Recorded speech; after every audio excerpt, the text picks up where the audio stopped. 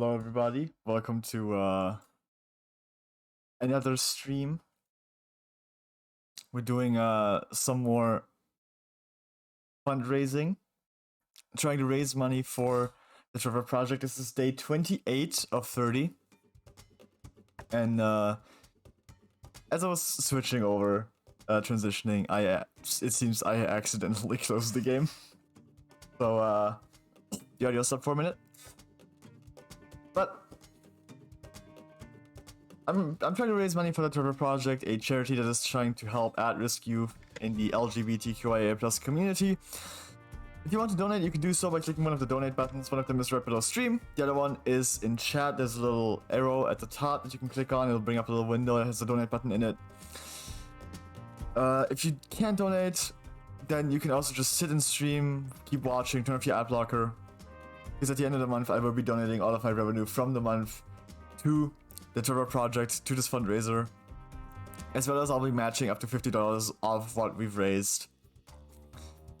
Tonight, I felt like playing some Monster Road Trip. I didn't know what I was gonna do.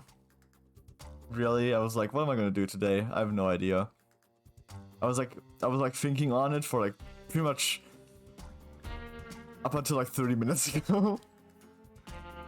Like right as I was about to get ready for stream, I was like, I'm gonna do Monster Road Trip. I don't have anybody with me today. Maybe somebody will join, I doubt it.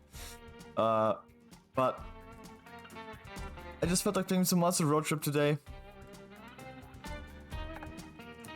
So that's what I'm going to do. We got Monster Road Trip right there.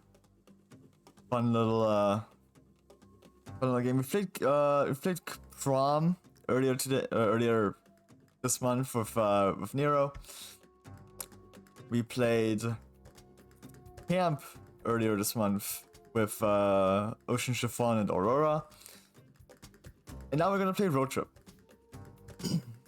There's a couple of things I haven't done in this game yet. Because I just haven't really gotten to playing too much of it. I've gotten all the endings, but like no specific not all specific individual endings. And there is a new location that I haven't explored yet that we'll probably run into. So I don't know what that ongoing game is, but we'll just play a normal solo game. Other road, that mythical beast of asphalt. We once tamed it in what became one of the strangest, most wonderful journeys of our lives.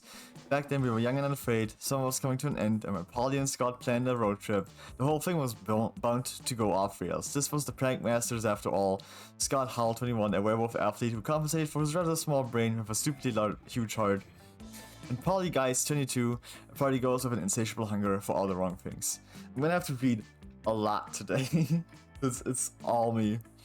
Each of them were by themselves an agent of chaos, but together they were the perfect combo for hijinks to ensue. Who in their right mind would have agreed to join them on such a trip? And now you have to pick our character. I'm obviously gonna go with my boy. My boy Brian. Okay, let's go.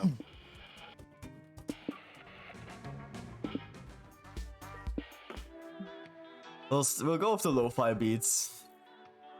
Was the road trip a dangerous idea? Yes. Was it poorly planned? Yes. Did we do it again? Fuck yes. For in the end, we were young and unafraid, and we were ready to start. So sleepy. Alright. Let's see. What do I feel like doing? I should have checked, like, endings that I have for Brian.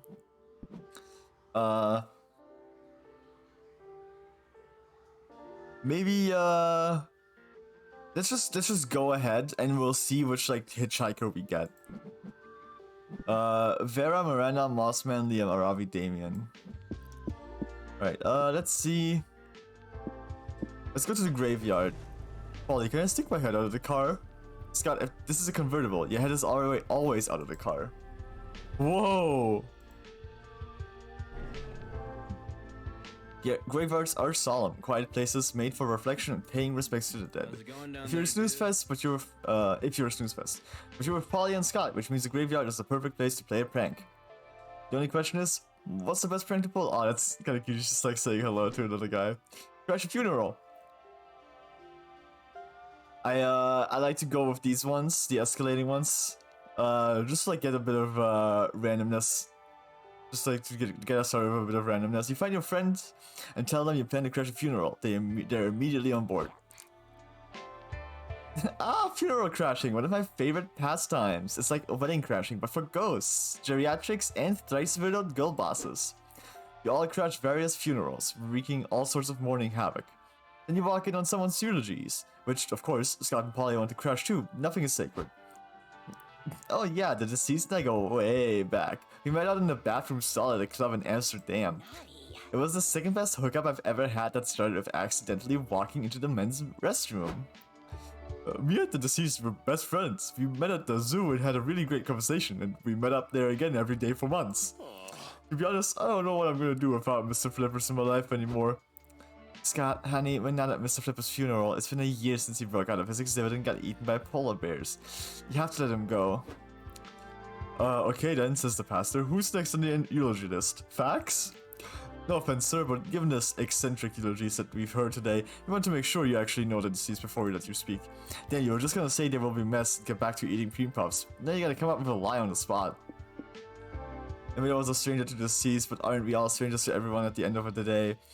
I was the deceased's secret lover, or I know this deceased because I am the deceased. It's me, I am a zombie. What? Wait, what? But how?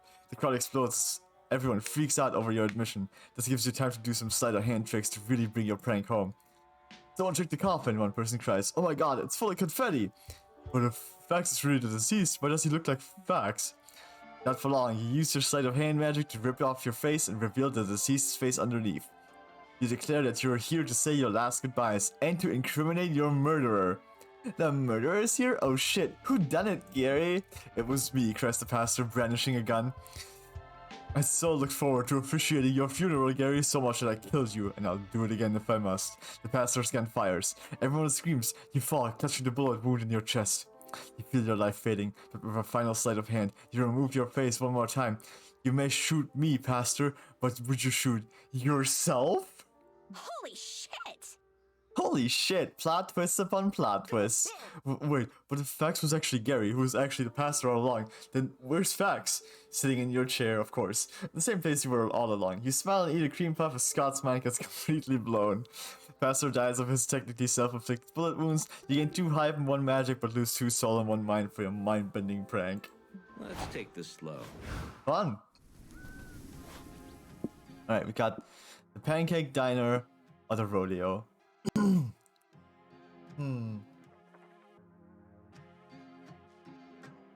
I'm gonna go with the Pancake Diner. All this card is missing is a good woofer. I can help. Woof, woof. Oh, Scott. Breakfast is the most important meal of the day. The best breakfast is a fluffy stack of carbs smothered in syrup. Good old pancakes. You see, the diner has some absolutely enormous menu options. I hope you're hungry. So many pancakes to eat, so little time. What sort of meal do you want to order? A pancake eating contest? Eat the biggest meal? Just eat food like a regular person? I mean, let's randomize things again. You enter the diner and are greeted by the hostess. Welcome to Pancake Paradise. Are any of you entering our pancake eating championship today? Championship? Nah, I didn't do any warm-up drills or anything. I think I'll just cheerlead from the sidelines. Vax and I might give it a shot. Maybe there's a cool prize. Psst, want me to mix some laxatives into the pancake batter to ensure our victory, boo? Tempting, but no thanks. If I'm gonna eat a disgusting amount of carbs to win a competition, I'd rather do it on my own merit. First, you guys need to complete this readiness questionnaire to see if your body can handle the amount of pancake you're about to consume. 1. Are you legally allowed to consume pancakes in this country? This one, yes. Let's hope she doesn't ask about Croatia. 2. Do you have any syrup allergies? Nope, the only thing I'm allergic to is not having a good time. 3. Have you taken any appetite-enhancing drugs? Entering the competition with the munchies is strictly forbidden. Nah, I'm clean. Today. Fuck, I guess I'm disqualified. Alright, Fax, you're good to enter. Which weight class did you want to compete in? Pancake Boy Jolly Race, Born to Pancake. Baby Grade Contest. The Epic Pancake Tournament, Arc Pancake to the Death. Very anime. Pancake Beyond, Consume the Concept of Pancake. Absolutely. Great, another theoretical pancologist. You'll be eaten in the conference room. This greasy diner has a conference room? Yes, apparently, and it's full of uber serious philosophers contemplating a stack of pancakes on the table. The discussion leader says, "Thank you all for gathering for our yearly conference on the consumption of the pancake Beyond." They have Beyond flavored pancakes now? Cool! Oh no, we aren't going to eat the pancakes on that table with our mouths. Theoretical pancology is the study of consuming pancakes with our minds. You see, we believe the term pancake was actually an ancient Greek philosophical concept, referring to the nutritional, intellectual, and even spiritual sustenance cosmically sealed within everything. Damn, that's wild. What evidence do you have to support this theory? I'm glad you asked. The word pancake begins with the Greek prefix pan, which means everything, therefore it translates to everything cake. Okay, and is that all you've got, or? It's good enough for me. How do I eat the pancake in everything? Well, we're still trying to figure that out. For now, we've just been thinking about pancakes really hard and seeing where that gets us. Aww. Are you serious? I can't just eat the pancake on the table? You're not exactly popular for choosing the philosophical conference where nobody eats pancakes. You lose 2 hype and 1 stamina. After pondering with the theoretical pancologists for a while, you can sort of buy into their point of view. You gain 2 magic and 1 mind anyway. Nice. I just want to chill. The Doom's Diner or the Shady Property. Our soul is a little low. We can get a little. We can get soul up a little bit. I mean, it's not that low. I didn't read those. It's not that low because like 8's fine. But I kind of want to like stick to like a bit of an even distribution for now, until we know like which way we're going. This place seems like exactly the sort of place you shouldn't visit, which naturally is exactly why you have to visit it. Horror movie logic for the win. The big question now is how you'd like to enter the premises. What's it gonna be? We either break into the basement or just knock on the door, goddammit. I'd say we just knock. You knock on the front door. No answer. Maybe no one's home. Unlikely, there are too many loud chainsaw noises for the house to be empty. Scott turns the doorknob, turns out the door wasn't locked. As soon as it's open, a bloody man with duct tape over his mouth runs into the night. No, wait, goddammit, that's the 3rd one this week. I need for 5 seconds to find my lucky butcher knife. Butcher knife? Was he your dinner guest? If by dinner you mean murder and by guest you mean victim, then sure. That's too much word replacing for me, but listen, if you want your guests to stay for dinner, you gotta up your game, bro. You're damn right, Scott. It seems our friend here needs a crash course in host etiquette. Yeah, like maybe put some extra lighting in your front room here and clean up the ketchup stains all over the floor. That'll make your guests feel welcome and safe. So you're saying that by being a better host, I can get my guests to stay for dinner? Yep, perfect plan. What's the best way to transform Jerry the grizzly serial killer into Jerry the hostess with the mostest?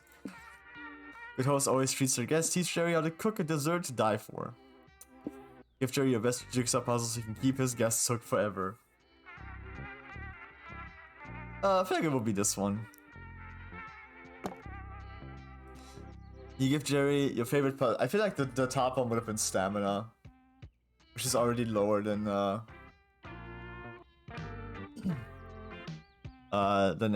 most of the other stuff. You're just too hyped for not being able to complete it, but anything to help out a neighbor in need. A few nights later, screams are once again emanating from Jerry's house. A terrified couple runs from room to room, covered in blood, trying to escape. I think he's gone. God, this is a nightmare, cries the woman. Why did you talk me into going to a dinner party at Jerry's? I can't believe he killed everyone, the man weeps. Even Carl, his wife has a baby on the way. He'd find us at any moment. Help me break open the window so we can get out of here. My gushing head wound is really starting to sting. I'm not finding any blood objects in here, just old newspapers and moldy socks. And wait, is that a half-finished jigsaw puzzle on the ground? Who cares? We don't have time to study a puzzle of a stupid pack of wolves. We need to get to the car. Wait, did you say wolves? This puzzle is obviously depicting a pack of jaguars. No, jaguars don't hunt in packs, it's wolves, you idiot. It's jaguars. Wolves, jaguars. Sup guys, I could hear you shouting all the way across the house. You like my puzzle? My friend Fax gave it to me. He's a kind soul. He's a kind +2 soul. Let's find out how many pieces I can turn you guys into, haha. For those at home who are curious, the completed puzzle was actually a bowl of fruit. It's my turn again. I get the rest. Nice. I do not get to rest. Wait. How do I... Oh, there it is. Last turn before the pit stop. If I could get hype for magic, that would be great. There's hype. That Jerry guy's sure seemed nice, and he knew so much about chainsaws.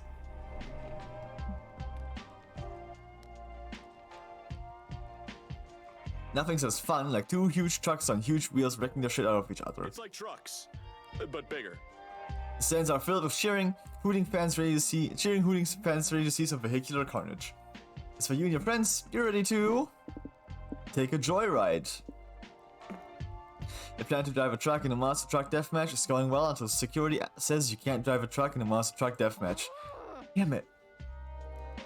What do you mean we don't have security clearance? Don't you know who I am? No I don't, that's why I'm not letting you inside.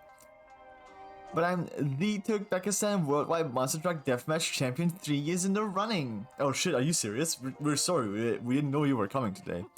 I'll let it slide for now, gentlemen, but the Turkmenistani Emperor will hear about this. Wow, Turkmenistan has an emperor now? Time sure change. The security guards let the Turkmenistani champion, Polly, and her hype squad, you and Scott, into the arena. We did it again. I can't believe that worked. Let's ride, gang. We still have a problem, bros. These trucks are way too tall to climb into. Fuck, you're right. Stupid monster truck engineers only cared about how high they could make their trucks and not how high they should have. Polly, if we're getting in, we need to do it quick. The crowd's getting restless. What's happening? Someone better figure out how to drive that car quick or I'm gonna get really pissy and restless. Shit, it's true. You need to think of a way to get in that car. It was why your god invented giraffes, probably. Don't know. Conjure a giraffe. Transcend the sense of self until space makes no sense anymore. You are everything and you are everywhere. Therefore, you're already inside the monster truck. We'll conjure a giraffe because we need to lose some magic. Ugh, why are Scott and his friends drawing pictures in the mud on the monster truck instead of just driving the monster truck? This is dumb. Holy shitballs, I think they're attempting the forbidden giraffe transmutation. The what? Is that a new sports strategy or something? No bro, it's alchemy. Scott and his friends are drawing the alchemical symbols to summon a giraffe. But it's so risky, with the law of equivalent exchange, they'll have to sacrifice something to create such a complex creature. Damn bro, how do you know all that? I'm into alchemy. You know I do other stuff besides stand behind you wearing a football helmet, right? While the wolf fact pickers, you guys have finally completed your summoning circle. From the fabric of the universe, you slowly begin assembling the giraffe. The giraffe's giant skeleton spawns from nothingness. The bones are then slowly created with bloody sinews, throbbing muscles, and flesh. A horribly anguished, bleating cry fills the arena as the giraffe is conjured from its dark realm into your reality. You begin to understand why nobody knows what a giraffe sounds like. It's too painful to witness. Oof, is it finally summoned? That was a huge bummer. Sorry we subjected you to so much pain and misery, giraffe bro. We're taking a joyride in a monster truck, make up for it? The giraffe lets out a horrible bleat that you take to mean yes please. He ferries you up to the truck bed and then climbs in himself. You have just too hype competing in a monster truck deathmatch, your giraffe bleating joyously the whole time. Unfortunately, you lost 2 magic due to the whole law of equivalent exchange bullshit, oof. That's the goal. Let's see who we have on the bus stop. Ugh, so many choices. Oh, Finn or Mira. I haven't actually talked to Finn at all, I think.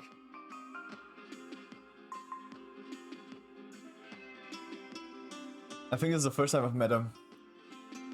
And you get a resource gain and loss, copying the ones from your last location. Oh! That's wild. You invite Finn to join you, to join your road trip. He's the guy who usually holds up Mr. Pappas's chair in camp. Sure, a break from work sounds pretty nice. Phenomenal photocopier. Fitness the master of the office space and authority in preparing coffee, an expert at making photocopies. You will get a resource gain and loss copying the ones you got on your last location turn. Alright, cool. We don't have anyone specific. I kind of want to go...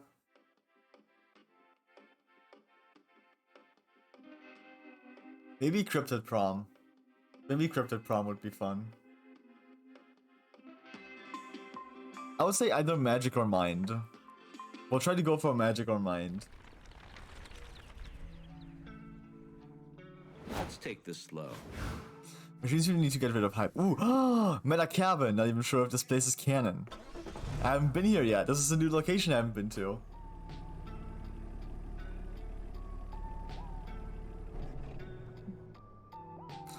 You know, of all the weird, wacky, wonderful places you could have stopped at on the road, I never expected you to pull up to my cabin.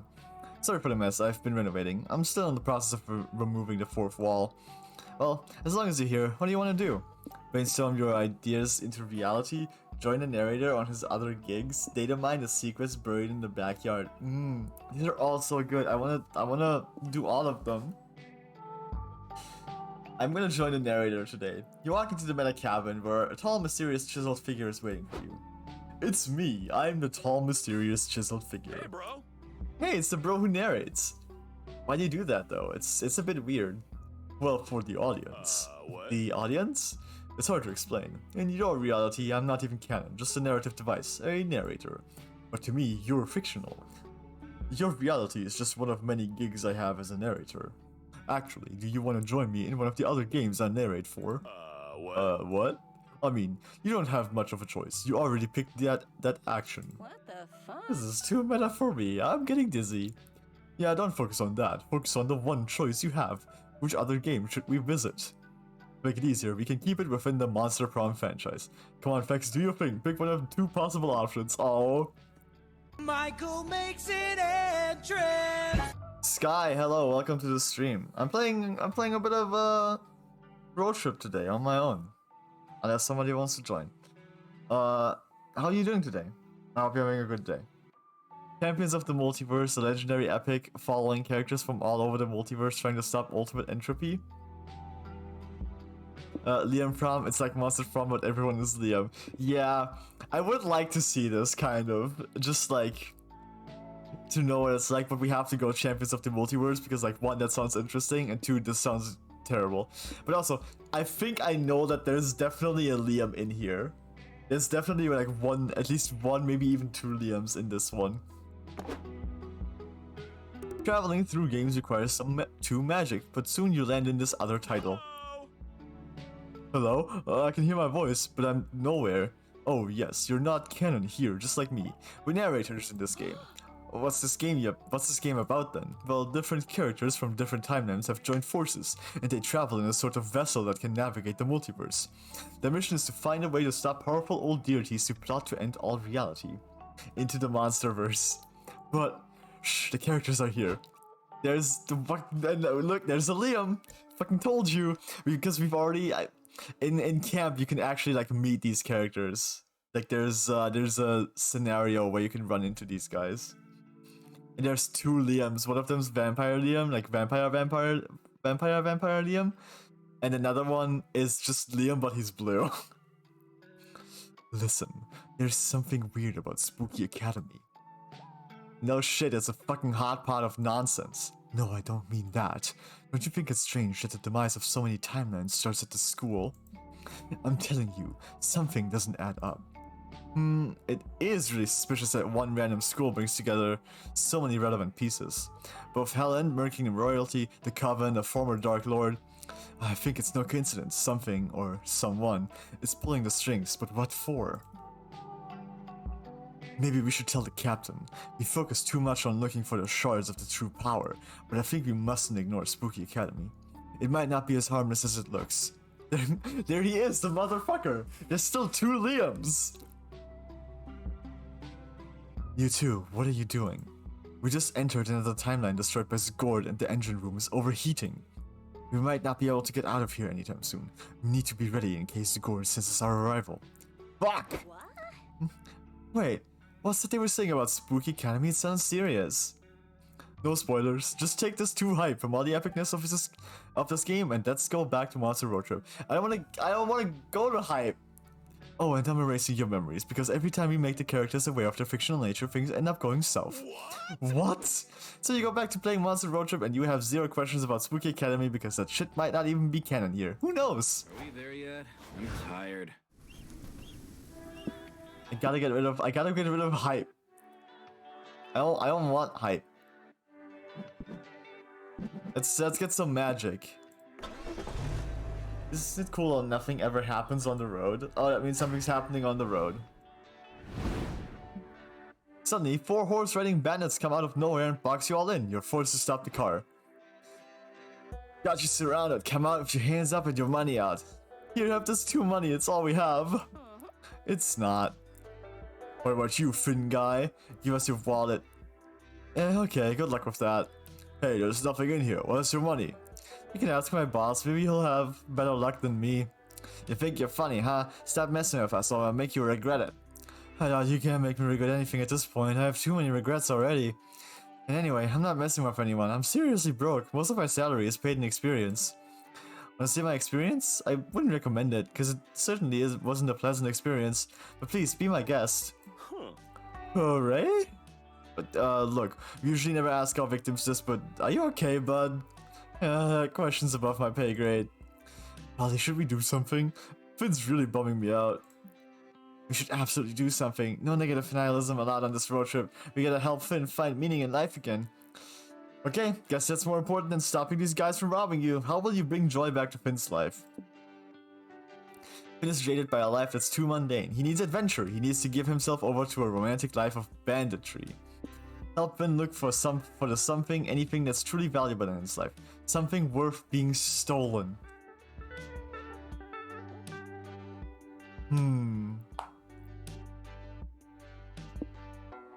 I would say the life of banditry.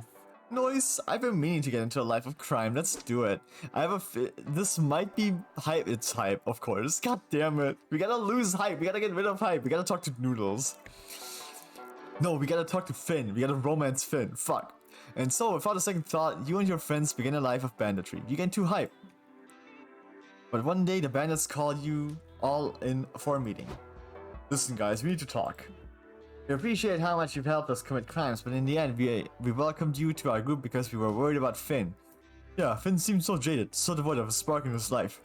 We knew we had to do something because banditry isn't just about robbing people, it's about escaping the numbness of traditional society by robbing people. But we're still quite worried about Finn. About me? But I've been doing my best. Exactly, that's the problem. You're just too efficient. You're working super hard to manage our finances, schedule our heists, and keep us on top of our tax fraud. We've turned banditry into a 9-to-5 job. We've seen the passion you put in, we've seen the passion you put in that. I'd say office work is to you what banditry is to us. Maybe what made you miserable wasn't your career, but your specific job. Could be true. My boss there is a massive asshole. We know a thing or two about that. We used to have an awful boss, but then we staged a mutiny and stabbed him, like a lot. Have you tried stabbing your boss, Finn? Sometimes that does the trick. You should stab Mr. Papas. I think that's a good idea. Stabbing my boss probably wouldn't reflect well on my yearly performance review. Fair enough, and I hope you eventually find a better boss, one that brings the thrill of menial office work back into your heart. Well, that was fun while it lasted. You part ways with the bandits and hit the road again, but you don't get back the money they stole from you. You be like that sometimes. Are you really going to join a cult? Let's join! I suppose they've got team building, all the dead ghosts you could ever want. Maybe fun ritual orgies? If you can ignore all the murder and brainwash practices, it honestly sounds like fun. Where do you want to start?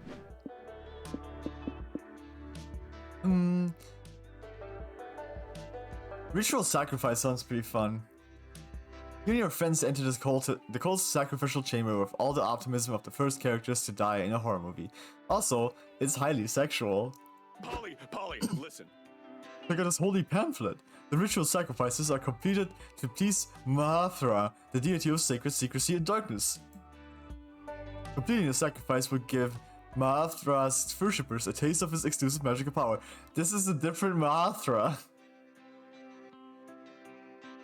It was MH apostrophe ATHRA, and now it's MHA apostrophe THRA. Cool, we can siphon some of that magic into the car afterwards. Time. Hell yeah, I love good old ritual sacrifice. Let's kill some ghosts and have a big kinky orgy in the pool of their blood. Hold your horses, eager acolytes. You cannot simply wander into Ma'athra's sacred halls and throw yourselves into gold blood orgy right away. This time it's MHA. MH apostrophe A again. So that might be the correct one. Why not? Because that's not what being in a cult is about. So many new cultists only care about the orgies without understanding the ceremonial implications. Wait, there are ceremonial implications to this? I thought we just all like to fuck goats. Only you do that, brother goat fucker Ishmael. And that's exactly why nobody wants to grind on you at the blood orgies anymore. Anyway, we now have a proper sacrifice tier list that new cultists must complete in the correct order. It helps us weed out those who aren't truly committed, like those sacrilegious bastards that put their careers and loved ones above our dark cult. Fine, we'll do it your way. The Silhouette says we first have to sacrifice something of great personal value. Fax, what do you suggest? Sacrifice 8 of the 22 subscriptions to the interesting newsletters you may or may not ever read anyway. Sacrifice your account on Dragon Heat so you like role-playing, wink, the MMORPG in which you've sunk over 1,000 hours of play. I think we'll lose hype here. I hope. Oh wait, that also mentions money though. EGAT, that truly is an enormous commitment to giving up more than 1,000 hours. Does it mention? No, it mentioned hours, not money. Yep, Pax has spent almost a lifetime on Dragon Heat's massive multiplayer or orgy-filled racy penetration game. MMO, yeah. Mahathor will be so pleased with the sacrifice. Our cult has actually lost several members to addictive MMORPGs. There's such an all-consuming time sink, one would think MMORPGs are a cult themselves. Yeah, you did get invited to do a lot of Dragon Cock worship on DH Silver, so that checks out. Let the sacrifice commence. Delete your account, facts, and feel the power of the sacred secrecy coursing through your veins. You miss having loot adventures as Gister of the Kingdom 6669, but now you get to have a night of unspeakable cultish pleasure in the real world. You delete your account and practically participate in the ritual, gaining 2 magic. Meanwhile, at the DHSYLRPW headquarters, executives are freaking out over the loss of your account. Damn, it's another long-time player loss. The CEO cries, were the Dragon Cocks not enough? What did he list as his reason for leaving? Looks like he listed join the cult as his reasoning, sir. Fuck! Then another follower of Erlersmagak is gone. Our recruitment numbers are getting dangerously low this month. Yes, sir. We're aware that the god of utter abandonment, whom we all worship, is displeased that so many are leaving their digital lives for the despised physical realm. That's kind of ironic, isn't it? The god of utter abandonment is being displeased by abandonment. What do we do, Frist the CEO? Should we sacrifice another goat and have a blood orgy? They do, but it's not enough for Rolazmag to forgive them for losing your account. It cosmically confiscates 2 hype from you all as punishment. So Exactly what I was hoping for. Oh, dip. I don't know. I feel like if we were to lose hype, it's at the motel.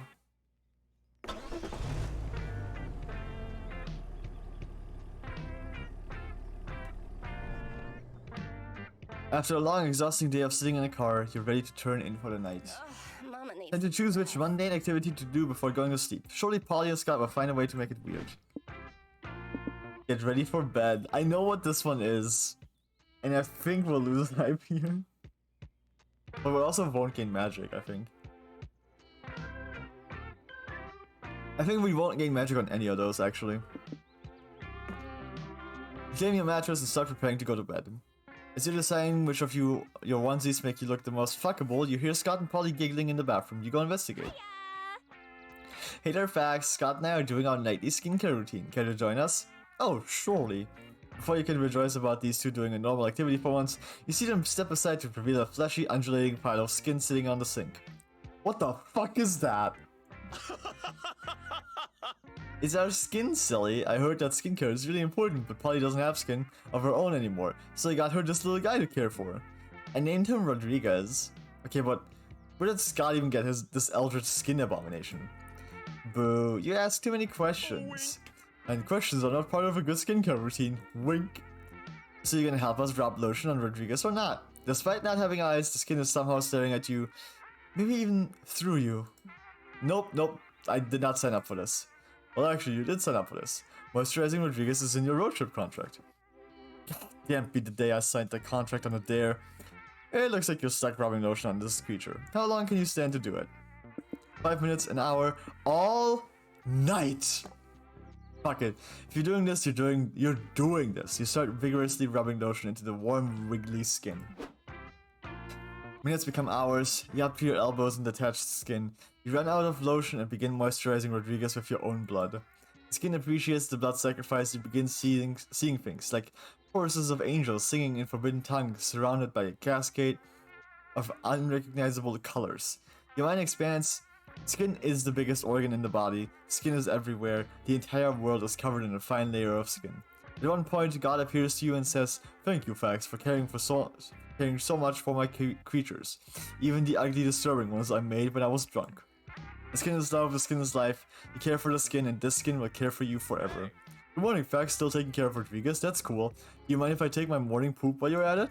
Go ahead. It matters not. There is no privacy. We are all connected by the skin. You lost 3 mind by doing this all night, but you gain 1 hype from your friends' approval and 1 soul because you've done a good deed today. What do you think?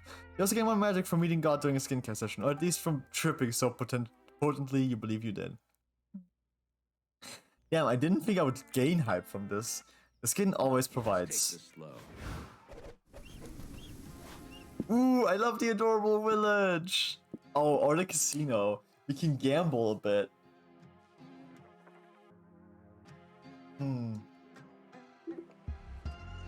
Do we want to gamble? Or visit the Animal Crossing village? Let's turn over a new leaf. Like the Animal Crossing game. Get it?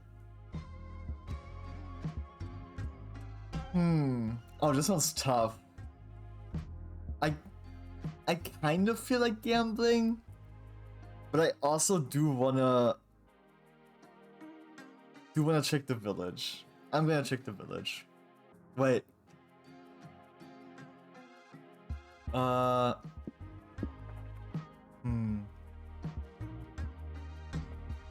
I guess money. We can pick money, because you don't really need any of these.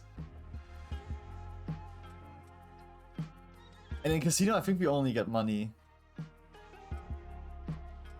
Or we lose money. Let's gamble. Fuck it. Let's gamble on the money gain, I guess. Not carrying Mr. Papa's around takes some muscle.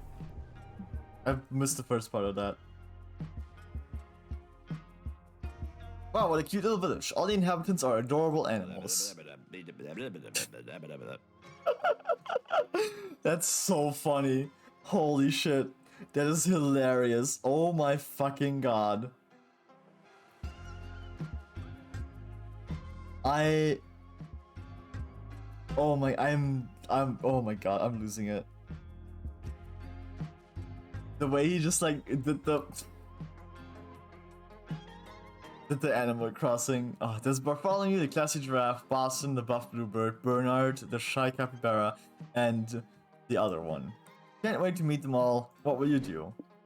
Town hall meeting, decorate a neighbor's house, catch some bugs. Let's catch some bugs.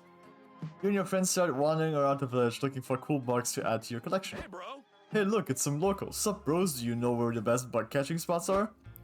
Bugs? No, thank you. They have too many legs. No one should have that many legs. But Bernard, bug catching is a fundamental part of our culture. Without bug catching, there wouldn't be museums. But hey, if you guys are looking for bugs, you should ask that one weirdo that lives on the edge of the island. Not them. They're too creepy. Even creepier than bugs. You mean me? How long have you been standing there? 2 weeks. Hello, I'm Scott, your little friend here.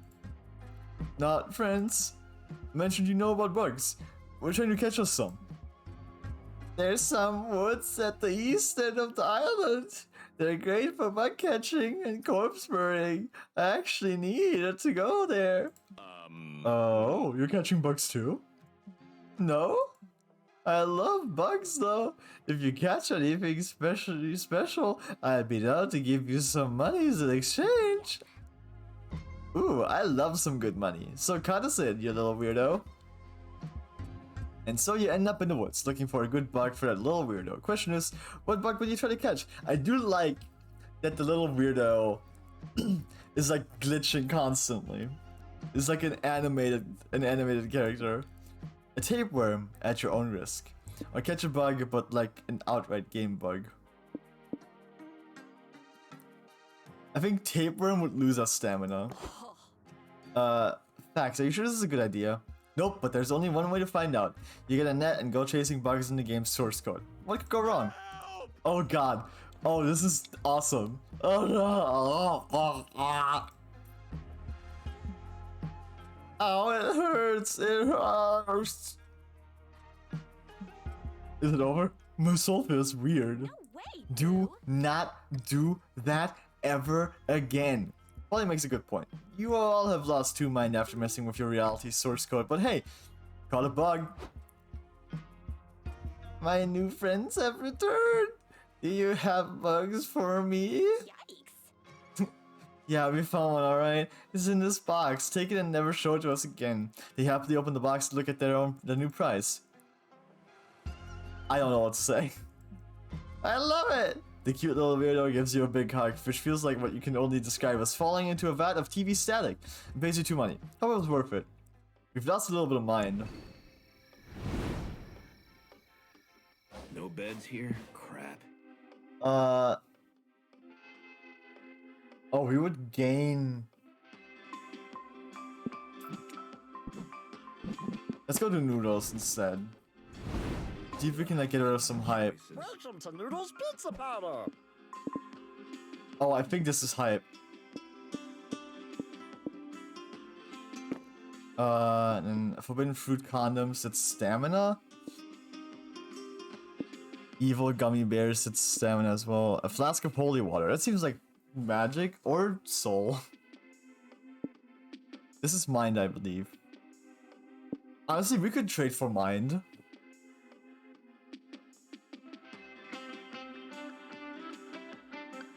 We could trade for mind.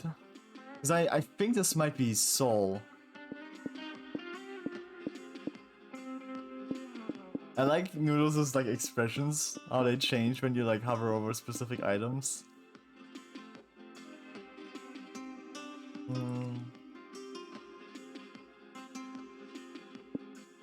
We're gonna up our mind. No refunds. Geez, you actually took that? I just set that out to make all my other products look better by comparison. Seen you Hey, not my fault, you're a sucker, no refunds. I wanna go to the hype place. I wanna go to the magic place. Okay.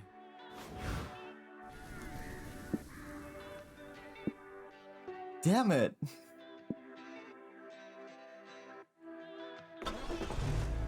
I'm still schedule? What schedule? How do you live like this? I don't think we have a choice, guys. I don't think we have much of a choice. The game is not giving us like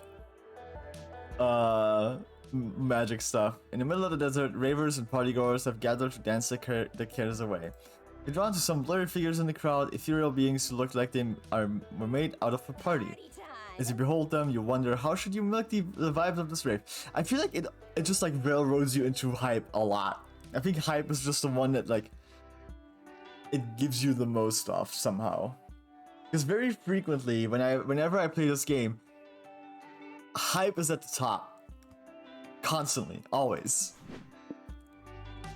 I feel like this will give me hype. Let's sort of get some drinks. As you and your friends approach the bar, 3 happy-go-lucky party spirits approach you. Hey!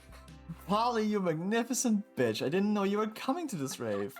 OMG, hi! Scott, Fax meets Summer, Macarena, and Cheese. They're the ghosts of parties past.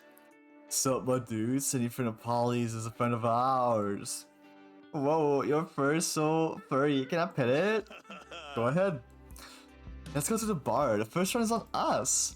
You approach the bar, Macarena slides down her sunglasses, gives the bartender a look, and does the weird hand gestures. Just some weird hand gestures.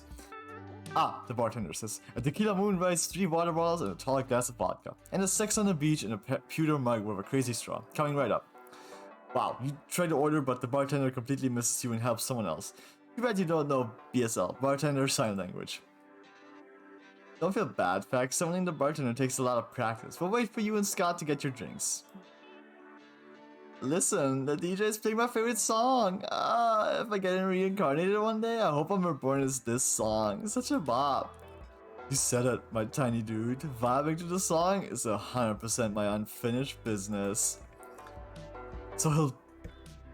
Oh no, he can't. We can't let him vibe, otherwise he'll disappear. Hey, if you guys really want to go dance, we can find you after we get our drinks. It's okay. Scotty. Really? Thanks, Scott. You're the best. Let's get some drinks, facts, Mr. Bartender. Can you please serve us? But like, when you have the time. No pressure. Ugh, your shyness and Scott's politeness isn't gonna get you drunk any faster. You need to go big if you want to get the bartender's attention. Disguise yourself as the waiter's long-lost sibling and ask him for a reunion drink. Desperate times call for desperate measures. Use your wish number 13 from the monkey's paw to ask for the most flamboyant hairdo ever, so you are unignorable. Let's go with the 13-clawed monkey's paw. Ah, the monkey's paw. You remember buying it from the weird old man who only spoke in cryptic, vaguely threatening sentences. This paw comes with immense power. You can use it to wish for whatever you can imagine. But beware, your wishes may come true. Which is good, right? Wishes coming true is the end game of any wish you could ask for. Enjoy your paw, but remember, the wishes are limited, and most importantly, there's no coming back from whatever you may wish for. The old man really had a low bar for things that made him laugh, but okay. Limited wishes, only rule is not wishing your past wishes to be unwished. Easy. You tuck the paw in your pocket and promise yourself that you'd save it for a real emergency. Technically, I do have limited wishes, because there's only like 3 scenarios in this game that have like a monkey paw scenario. And an emergency is finally here. No! I forgot that the monkey's paw takes magic. See, it's fucking impossible to gain whatever the fuck you like are trying to gain. You use magic on your wish and whoa, facts, did you do something new with your hair? It's so flamboyant and impossible to look away from. Yep, thanks to the monkey's paw, you have a new obnoxious do. The bartender can't possibly miss you now. I might have to go get up and grab something to snack on, because my throat is dying already. But you could have wished for anything, right? Why didn't you just wish for drinks for us? Or for infinite free drinks, for that matter? You shush him. Silly Scott, he can't comprehend the nuances of wishing on a monkey's paw. Let's be clear, your hair is spectacular. The colors, the volume, the overpowering odor. It's a full mood. The ultimate vibe, a memory to be cherished. Forget about the likely severe consequences of using the monkey's paw and just embrace the do. The bartender serves you your drinks, if only to get away from your sensory overloading hair. You gain 2 stamina and return to your friends. He used the monkey's paw, didn't he? Hey there yet? They know. Tired. Abandoned village. Whatever one person. Well, if we're fucking going for hype anyway.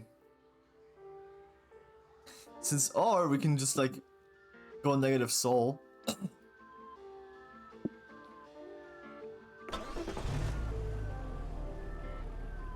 Let's pick the negative soul one, I guess.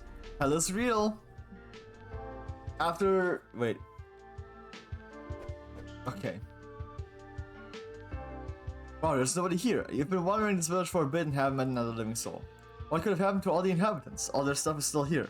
Well, you suppose the first order of business is to get up and grab myself a little bit of food, because god damn, my throat is killing me. I will be right back, like only a couple of seconds.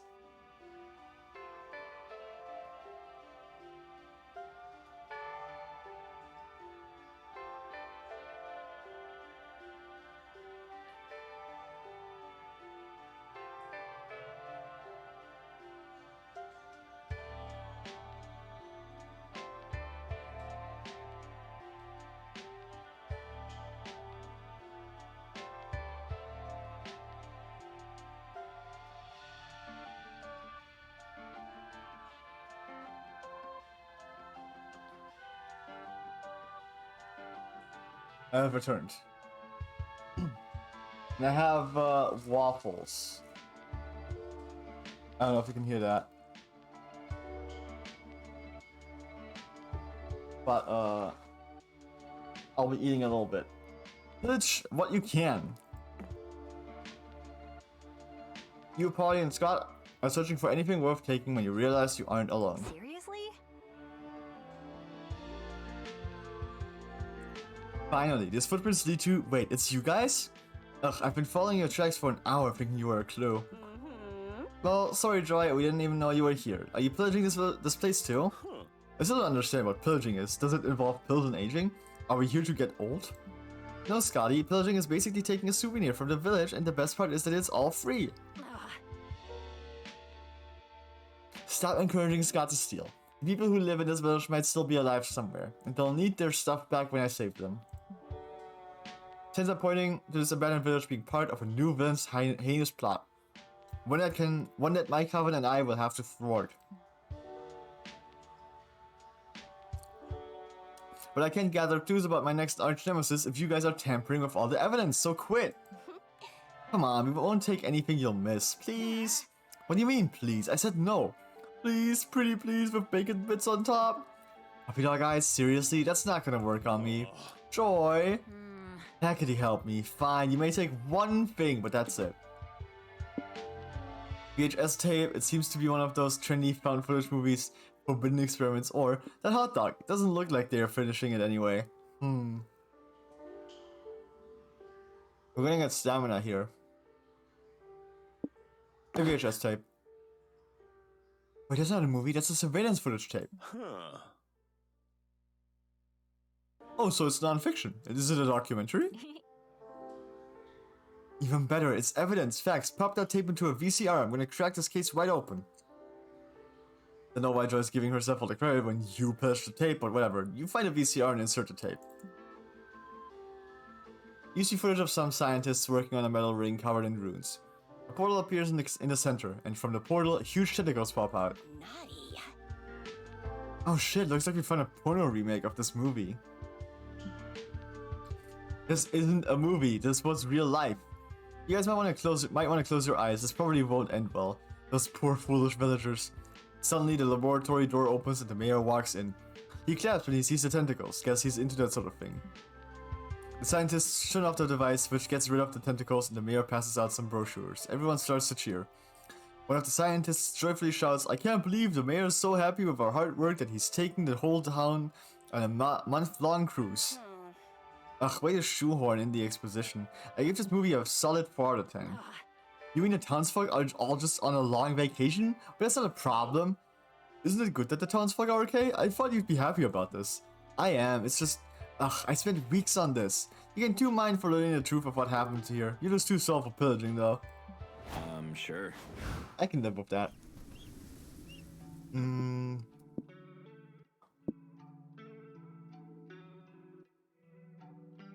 Magic though?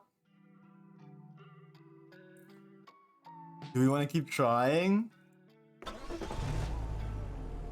I'll keep trying. Because why not, you know? Holding the... Give me 1 second to chill.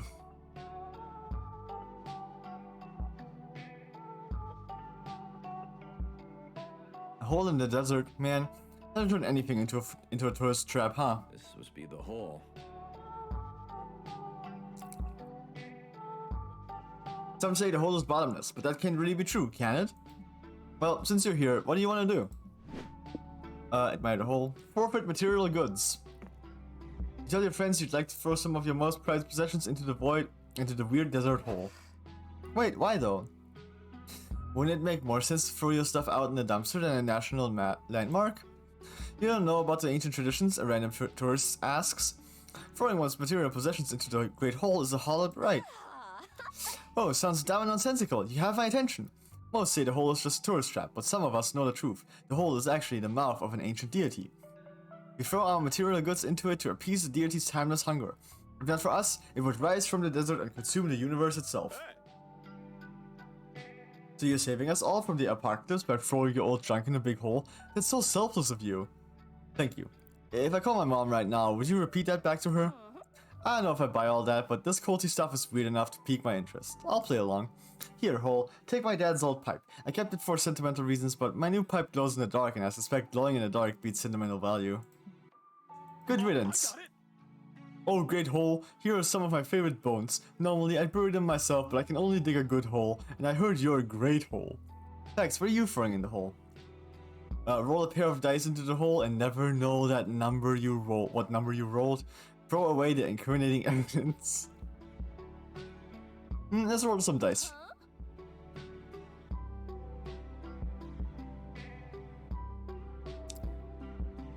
Whoa, I had no idea you were so reckless. You'll never know what number you just rolled. What if you rolled a 12? That'd be such big dick energy. Maybe it was a 5. Lol, that's a lame ass number. If I rolled a 5, I'd be so embarrassed. Me. Let me guess. I bet Fax rolled a 32. Did I get that right? That's just it, Scott. We'll never know. You don't really care what you rolled. You're just glad your friends are entertained. You continue on with the road trip. Now it's a year later. You, Scott, and Polly are at your first annual road trip anniversary meetup, swapping memories over milkshakes. Classic. Remember when Fax rolled a pair of dice into bottomless hole and we never knew what number he got? Classic. Yeah, it was the highlight of the trip. I still say he rolled a 58, but we'll never know. Flashing forward another 6 months. You, Scott, and Polly are at a party. Polly's retelling her favorite story about you.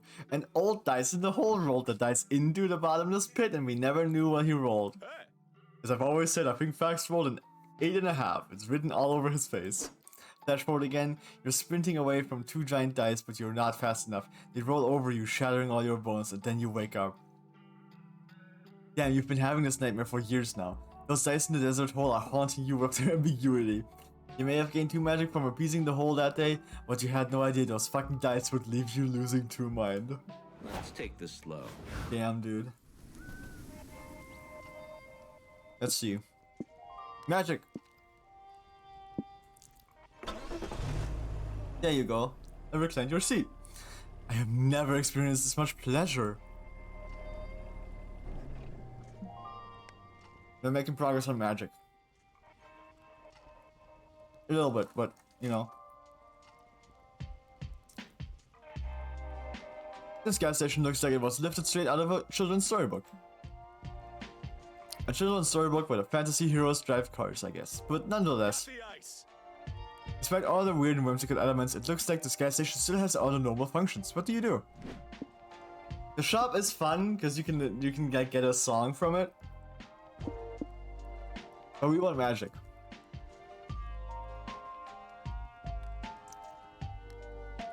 You park under the ancient Fantasyland bridge, overtop this gas station, and go inside to pay. Welcome ye weary travelers to the mystical petrol gas passage. How may I aid your quest today? 1 gasoline, please. Sure, whatever. How are you gonna pay for it? With money, of course. I heard it makes the world go around, and I definitely don't want the world to stop going around. So let's keep spending. Sorry, but petrol doesn't accept money as a form of payment. What? But you need money. Look, at first I didn't get it either, but let me tell you. These little papers don't look like much, but they can be used to get anything you want. Like right now, I want gas. So I give you the papers, you give me gas. Then you can give the papers to someone else to get something you want. Oh god. Jesus. I had something on. I had a tab open that just changed. I had a stream, a different stream open, and apparently when it refreshed and loaded a new page, Twitch was not muted. So I just got jump scared by somebody. I don't think you heard that though. You get something you want. It's a magical system called econology. What is it? Economation? I think it's economy, sir, and trust me when I say that economy is meaningless to trolls. Patrol only accepts magical forms of payment, like dragon scales or cursed rockets or firstborn children. Yeah, too bad none of you are having a baby anytime soon, or this would be a lot easier. How else can you magically pay for this gas? Forfeit your fondest memory to the gas pump. Or hunt down a boar to feed the gas pump, as was done for centuries before coin ever existed. I think that loses a stamina, which I'm good with. Yeah, that would work. Do you have a wild boar? Not on hand, but luckily this highway is full of them. It's actually a huge safety hazard. Woohoo, let's hunt. Thank God you packed your medieval flails and crossbows, or this would never work. 2 stamina later, you've tracked and killed a wild boar. Okay, great. Now you just need to smear the boar's blood on your hands, faces, and the gas pump. Nice. Cool, I'm gonna do a boar's blood smoky eye. I reset the sacrificial incantation. Just gotta find the page in my employee ritual manual. Oh, ancient trolls, accept this blood spilled for your great horde, and allow these travelers passage they can barely afford. And enjoy the sacrifice, old as man, old as time, old as the tedious practice of chanting in rhyme. The ground shakes and there's a sound like the earth just let out a fart of biblical proportions. I guess that means your transaction's been accepted. Here's your 2 magic. Have a trolltastic day or whatever. Try not to hit any other wild boars on your way out. Alright, rest stop. Let's see what the comfiest spot is. Oh, actually, we got magic this time, so talking to Finn is probably a good idea. Office life. I actually don't work in the office that often anymore. Being Mr. Papa's personal assistant and all. Do you miss working in the office? Well, both jobs were sort of shitty in their own unique ways. Yikes. In the office, I didn't have to carry a heavy throne with my boss on it, which was an upside, right? Yes, it was, but doing a routine spreadsheet-based job in an office could get old fast. You input numbers for full hours, full days, full weeks. Soon the numbers start losing their meaning, and they become these mysterious symbols you inscribe here as some sort of mysterious ritual. I kinda like it. The ritual of finance. Sort of, yes. It can be incredibly dull and numbing. On the other hand, it can also be soothing. The unexpected ASMR of fingers pressing keys, of numbers filling cells. Working in an office also has the upside of having coworkers. Were you friends with your coworkers? I don't know about friends, I wouldn't meet any of them for coffee these days, but we were a tight squad. They may not have been friends exactly, but we were comrades. We had our little games and traditions that saved us all from terminal boredom. Yikes. Oh no, not death by yawn. You know it. So we fought against it with dumb little office competitions, secret gambling on menial things, or Crazy Hat Thursdays. Crazy Hat Thursdays? I need to know more about that. Happy to oblige. Finn shows you some of his best looks for Crazy Hat Thursdays while you two listen to some office ASMR. What a nice night. Nice. We're going to the magic place. Finally catching up. Sure. Oh, is it my turn? Already?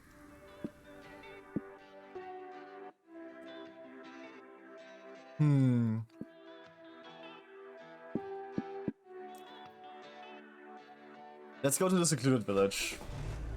I think we're okay losing some soul. The car stopped. You're driving along when a cop car pulls up and signals for you to pull over. Uh-oh. Afternoon, kids. Can we see your license and vehicle registration? Hey, does anyone else smell pie? I don't. Now that you mention it, I smell pie too. No, you don't. You know it's lying to you, Scott. Don't listen to it. I smell pie too. I figured I was just really craving pie, but now that Polly is being weird about it. I'm not being weird. You're all being weird. I'm being perfectly sane and normal. Okay, well, it looks like your paperwork's all in order. We're just gonna run your place real quick. You kids should be good to go. God damn it, now we gotta figure out what to do with this pie I stole before those goons come back. You stole a pie? What for? You don't even eat. I don't know, I just saw it cooling on some old lady's windowsill and grabbed it. I was in a silly, goofy mood. Now, because Fax was acting all suspicious, the cops are totally gonna know I stole this pie. We gotta hide it before they get back. Well, at least if you help Polly hide the pie, you can eat it later. How do you save the stolen pastry? Hide the pie under your trademark fancy top hat you've been wearing throughout this whole road trip. Hide the pie under the pile of money you will use to bribe the cops. We could lose some money. So guess what? While we were in the cruiser, we got a call that there's a pie thief on the loose. A partner's gonna need to search your vehicle. Okay, just be sure not to check under the pile of money. Wink. Well, no, that's obviously the first place I'm gonna check.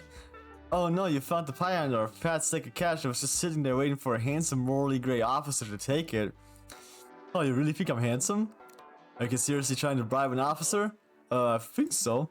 Okay, cool. Just wanted to make sure, because if not, this conversation was about to get awkward. Damn, only 3 money? You call that a bribe? Back in my day, that barely ever covered the cost of stealing a gumball. Take it or leave it. Fine. Guess we gotta start pulling over fancier cars if we want to get the good bribes, partner.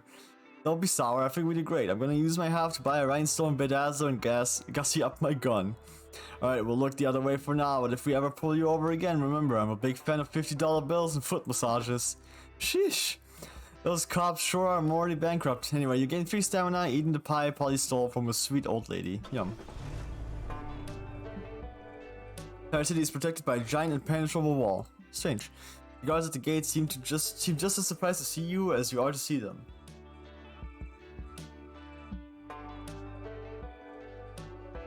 Never had visitors before, they say. How'd you escape the jaws of the ravenous giants? You don't really know what they are talking about. You get the impression these villagers don't get out much. Some further investigation of this place is warranted. What do you want to check out? Definitely not the elders. I think I want to go check for Soul. The people. You all head to the plaza to see what's up with this place. People are milling about, buying groceries and polishing their weapons and praying. Everyone gawks at you. Outsiders, they say. Welcome, welcome. You're the first sign of the outside world we've seen in decades. Wow. So you guys really don't know anything about outside life? Well, we've never seen it ourselves, but we get some information from news broadcast tapes that the elders bring us. News broadcast tapes. Oh, you guys get newscasts here? What do you already know? One person says, last week I saw a newscast about a huge purple titan who snapped his fingers and made half of the world's population turn to ashes. So scary. A huge purple what? Thanos? Someone else adds, I watched one last night that showed the world was covered in monsters that made you kill yourself if you looked at them directly. What's that one?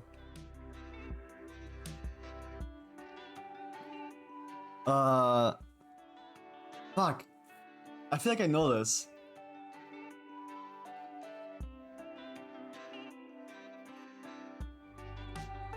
Fuck, which one's this? Which one's that one? Monsters that will make you kill yourself if you look at them.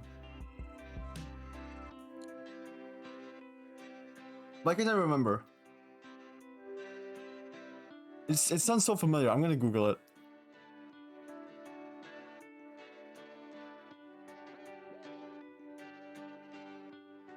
If you look at, I'm gonna feel so dumb.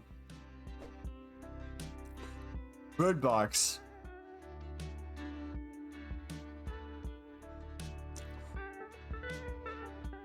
That's why it sounds familiar, but I couldn't place it. Cause like, I actually never saw Bird Box.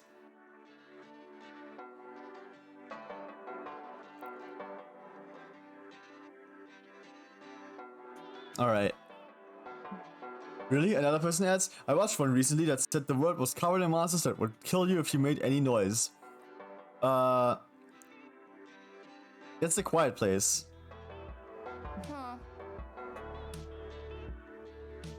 That would mean people couldn't see or talk, ever. Are you sure these are trusted sources? Totally sure, says someone else. I watched a newscast recently that showed society is gone, everyone has fled to space, and the world is covered in trash. What's that one? Everyone has fled to space and oh, that's Wall-E. But there was still hope because there's still one square plucky little robot out there going on adventures. Woohoo, someone cries. Go robot. Polly, I have a question. Polly, is it just me or are these villagers describing movie plots as if they're real news? You hit the nail on the head, bud. These people don't know the difference between fiction and reality. Aww. Wow, that's so sad. Should we tell them the truth? I'm surprised I haven't made like a Bird Box too. I guess, yeah. It was a pretty successful movie, right? Like, people liked it, right? Also, hello, Liam, how are you doing? Welcome to the stream. Prank Masters! Well, we could put on our Prank Masters hats and take this golden opportunity to dupe the most gullible people on Earth. Tell us, outsiders, the villagers say eagerly, since you've actually seen it yourselves, What is life really like out there? Oh, we'll tell you, alright. Give us some news from afar, Fax. The world has changed greatly. The new currency is these silly drawings we've made. Get them now, their price is skyrocketing. NFTs! The world has changed greatly. The new form of entertainment is giving us a shit ton of noodles and watching us eat them. It's called mukbang. Like everyone was talking about it when it came out. I barely remember it. I never ended up watching it. And I only like remember like screenshots from it.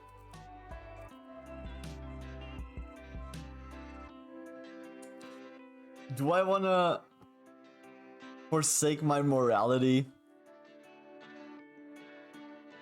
for money or food? Honestly, money. You know, like let's balance things out a little bit. I mean, it wouldn't be much like we wouldn't be balancing things out really. We'd just be giving like 3 soul for 3 money. Fuck it, NFTs. Really, the villagers are asked skeptically. These drawings are currency, but they're so cool. I'm sure you were gonna say. Yeah, these art pieces are the shit now. They're way more valuable than the dollar. Look at this one. I drew a dolphin in a cowboy hat. It represents a dolphin who is also a cowboy. Normally we charge out of the wazoo for this art, but since you guys are new to this, I'll let you have it for just 3 money. We never say old Polly never did anything for you. Oh, I got it. Here's what I drew of a whale in a chef hat. A lot of these drawings are from my sea animals and funny hats era. Well, it seems strange, but we'll buy into this new currency, the villagers say. It's not like we have any choice but to believe that you're telling the truth. Right, you are, my friends. Just slide me some cash and you'll be the proud owner of your own digital receipt of a Scott Howell original. Wait, a digital receipt? We don't get to keep the actual artwork itself? Of course not, silly. These artworks aren't like a regular currency. They're a cryptocurrency. Oh, what's a cryptocurrency? It's a type of currency whose purposes are so cryptic and illogical that not even I can give you a satisfactory explanation for them. All you need to know is New Trend is buying a digital receipt saying that you legally own one of these drawings, but isn't actually the drawing itself. People really buy this crap? The villagers ask, bewildered. Wow, it is. I accidentally skipped past that. Look at this drawing I just finished. It's my friend Polly as a starfish tricking a school of tuna into giving her money for a drawing that isn't real. It was inspired by a completely unrelated event. You lose 3 soul for tricking the villagers into buying NFTs. At least Scott can say he's a bona fide artist now. Are we there yet? Nice. I'm tired.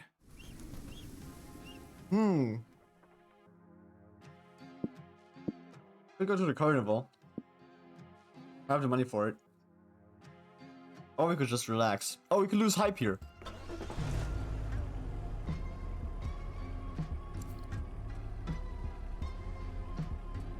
That's our goal.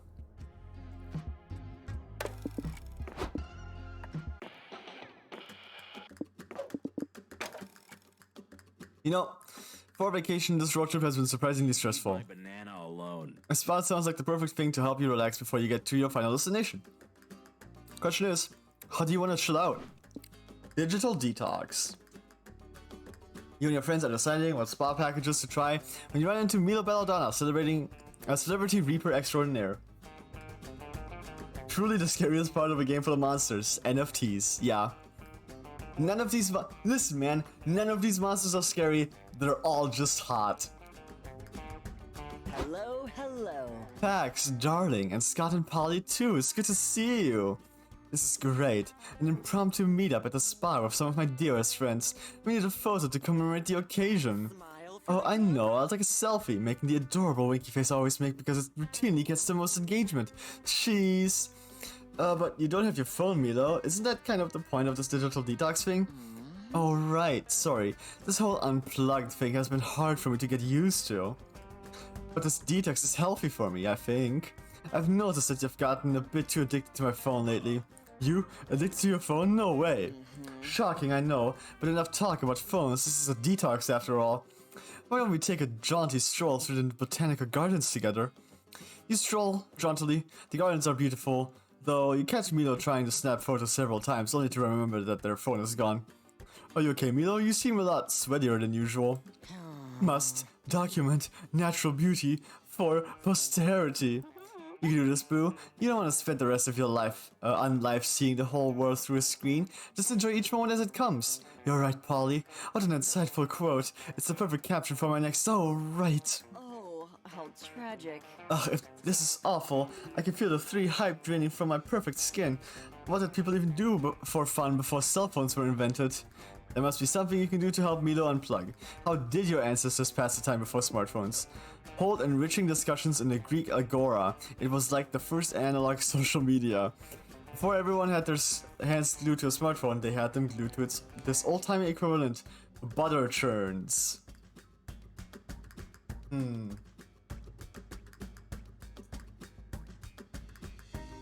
I'm gonna go into the Greek agora. Sounds fun. Magnificent. Great idea, Fax. The ancient Greeks pioneered the practice of sharing unsolicited opinions and demanding everyone listen. Man, I'd love to go back in time and visit a real agora. It must have been fun getting wine drunk and not wearing underwear or postulating on the meaning of life. But we can't go back in time, not right now anyway. I don't think time machines are allowed on a digital detox. Or we can do the next best thing. Roleplay. It's fun in bed and in public. I'll start. Good morning, fellow Greek philosophers. I wanted to share with you the most marvelous thing today. I saw a cat. But you see, the cat was sleeping over a horse as if they were good friends. It was quite amusing and a great metaphor for overcoming our differences. Fascinating, philosopher Melonius. I give your cat story 1 like. I don't really get what's going on, but I like cats and horses. I'll give you a like too. Slay. Thank you, Scott Perclese. I would appreciate if you continued to like and comment on my observations and share them amongst your peers for further review. Okay, I've got one. A little birdie retweeted to me that Diogenes totally owned Plato with a plucked chicken. You'll never believe what happened next. Behold, a man. This goes on for a few hours. You all debate recent politics like Socrates' scandalous public murder. Milo even commissions an artist to sculpt each of you a profile statue. This was so fun, you guys. Why, this entire time we've been talking, I didn't even miss my phone. Okay, everyone, says a spa instructor. The digital detox is over. I'll be giving everyone's phones back now. Yes, finally, give it to me. Give my precious.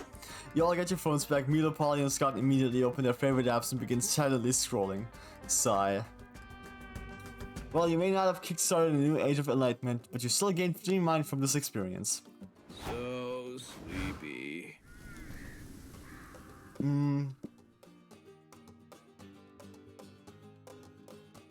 Where's the magic? I think the motel might have some.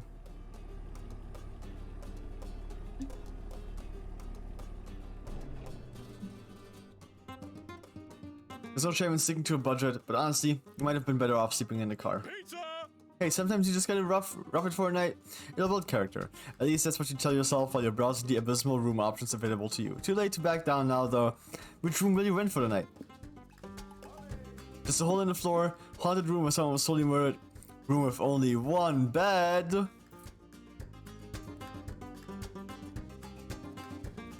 Haunted.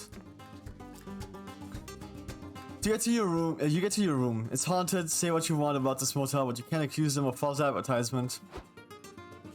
Well, I'll come to your room. Hope you don't mind if my fellow curses and I unravel your sanity tonight.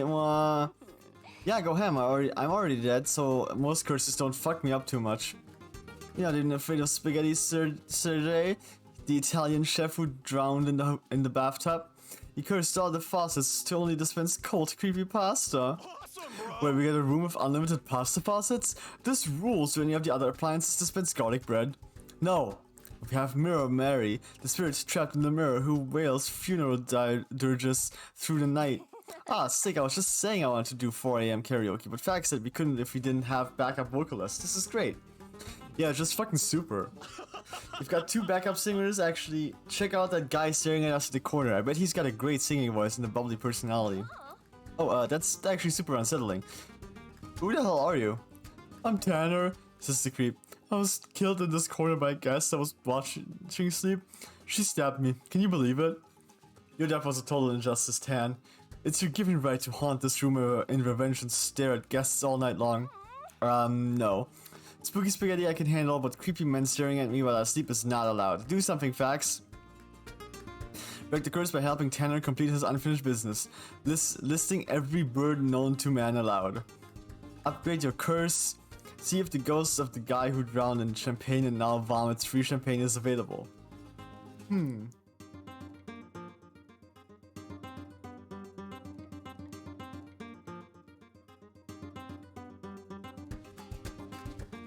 Let's say upgrade. You're trading me for that champagne guy? Why? All he does is create endless free booze. I can offer you endless uncomfortable staring contests. Make the call, Fax.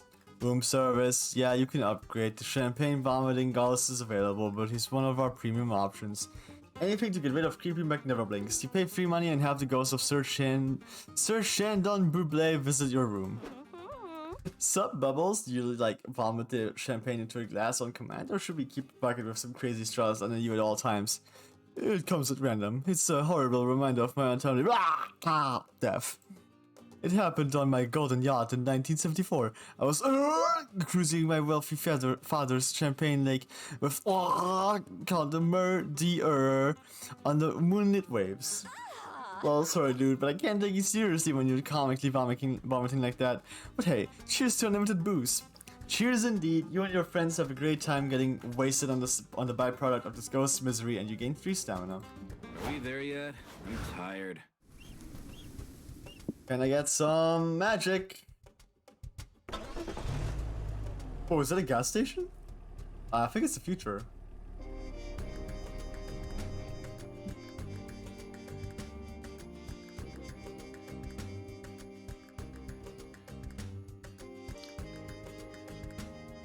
You pull into what you think is a gas station, but honestly, this could be a space station for all you know. Got the ice. There's gas on top of it. Seriously, this place is high-tech as hell. Do they even service regular vehicles? Well, only one way to find out. What do? Fill the car's tank. You put up to a gas pump to get some of that sweet magic car juice. But before you can pay for anything, your pump hums to life and speaks.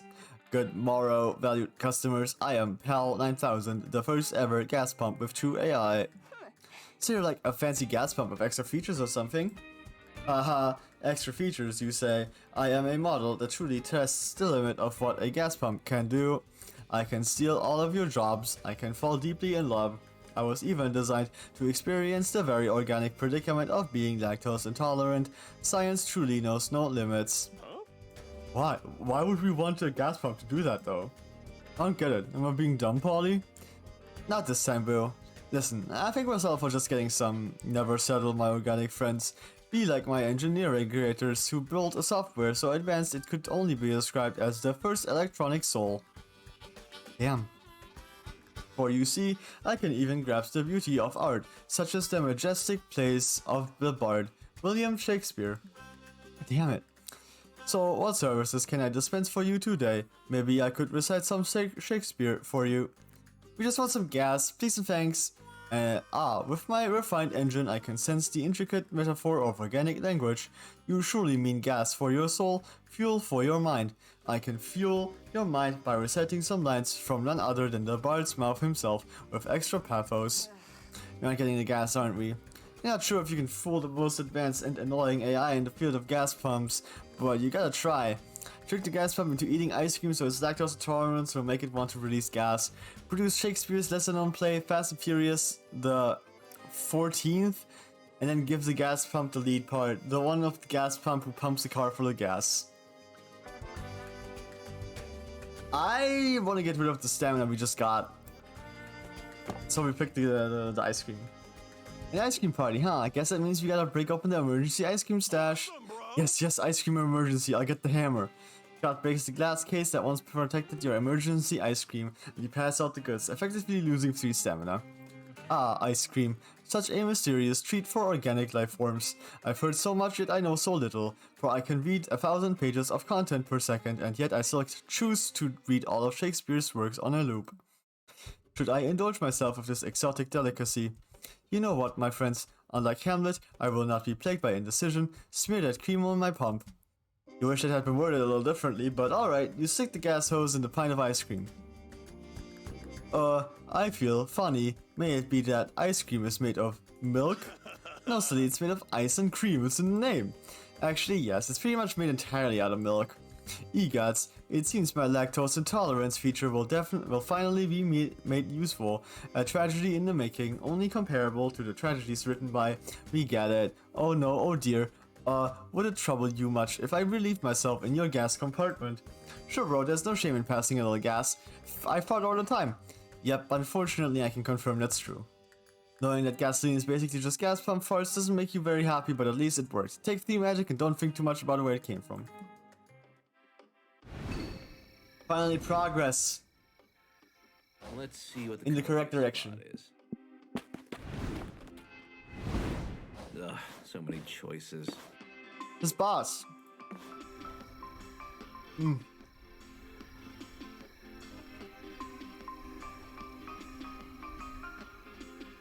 Oof, Mr. Papas. Yeah. Not a fan, huh? Makes me carry him on a big ass throne. You tell me. Being the personal assistant for a good boss would be a dream come true. Not for a deranged man who's obsessed with shopping malls. Maybe. I'm sure there's a better boss out there for you. You'll meet them one day. And you'll be a boss personal assistant match made in heaven. In the meantime, Mr. Papas, it is... He might be the worst boss of all time. Always busting my boss with the dumbest, most useless tasks. Can't you bust his balls in return, even a bit? I don't want to have anything to do with his balls. Nah, I meant like pulling some sort of prank on him. A prank, you say? That's not a half bad idea. Yes, something big enough that you can find some solace in knowing you had your payback. Yes, yes. And yet not so big that it's all outright absurd or makes me invest too much into it. Nice. The perfect prank balance. If only Polly and Scott aimed for that. I think I can give this idea of yours a chance. Let's just make sure the prank can't be tracked back to me so I don't get fired. Right. No pressure at all. So what should this prank be? Put on a wig and marry Mr. Papas after 30 years of marriage and 2 children. You can remove your wig and your children's wig to reveal the ruse. Psych. Fart cushion on Mr. Papas' throne, a classic. Start a rumor that there's a wildcat loose in the office. After a month of that, you can safely take a shit on Mr. Papas' desk and pin it on the wildcat. You have to be careful that it can't be traced back to him. So it can't be the far left. We get one mistake. So we'll be fine either way.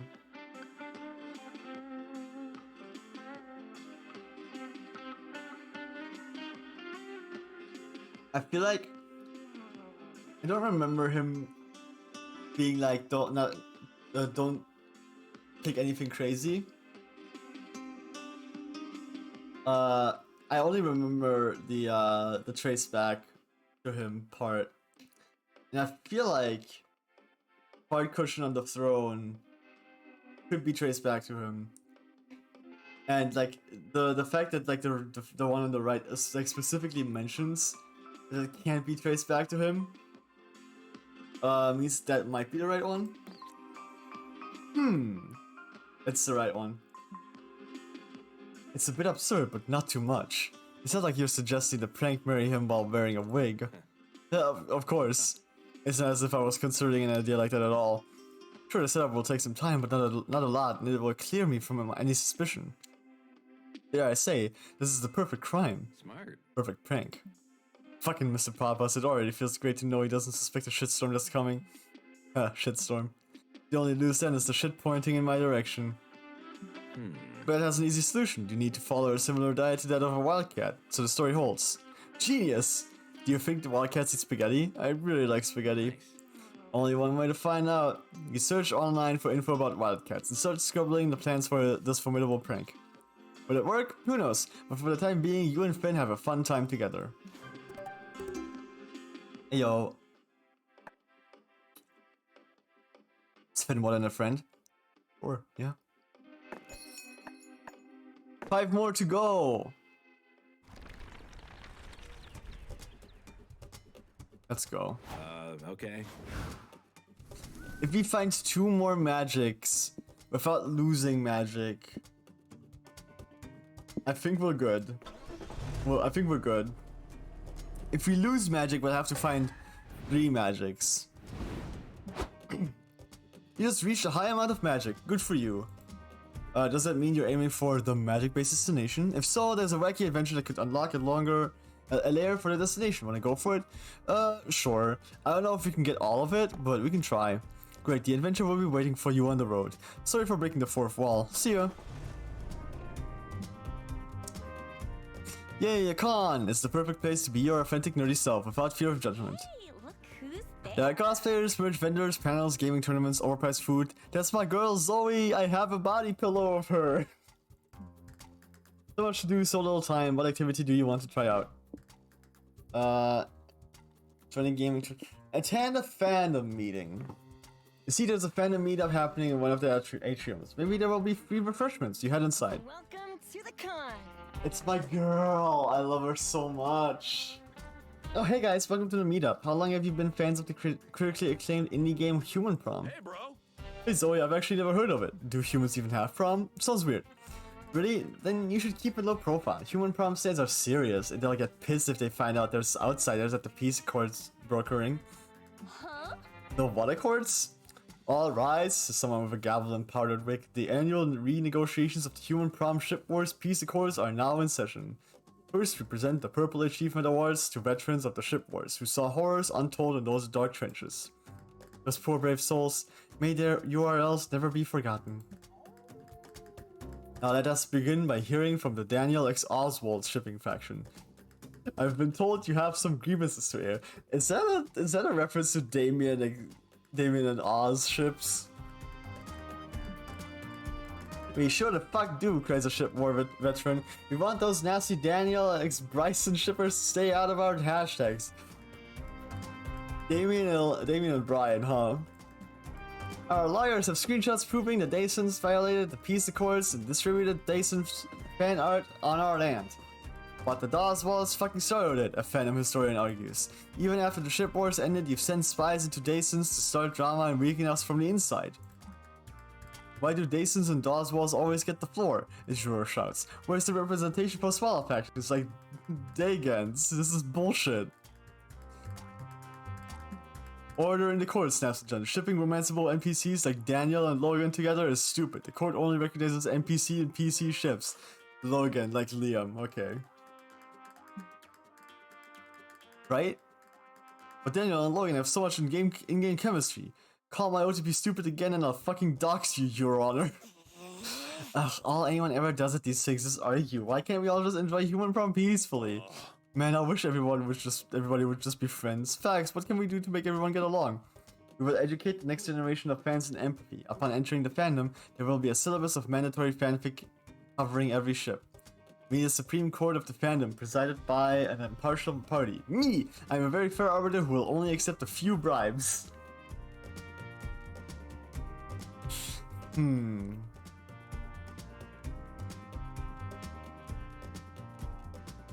Me! That's not a bad idea. Taking only a few bribes is technically better than our current judge's track record. Wait, you guys want to replace me with facts? The judge gasps. You can't. I overrule that motion. Nope, this is Kangaroo Fandom Court now, Your Honor. Nerds, stage an insurrection. The Human Prom fans help you overthrow the old judge by literally picking him up in his chair and throwing him out the window. Aren't we on the 3rd floor of the convention center? He's probably fine. He had that big powdered wig to cushion his fall. Now you're the ultimate authority of this fandom, and you're making a cool free money in bribes. Cha-ching!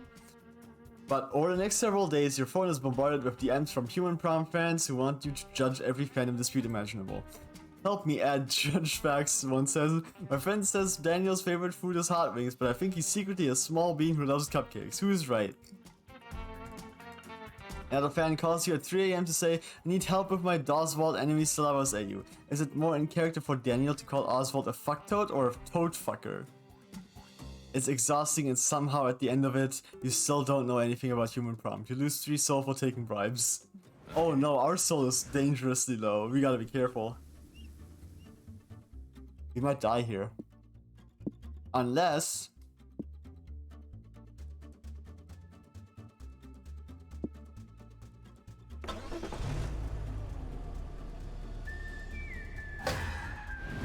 Huh.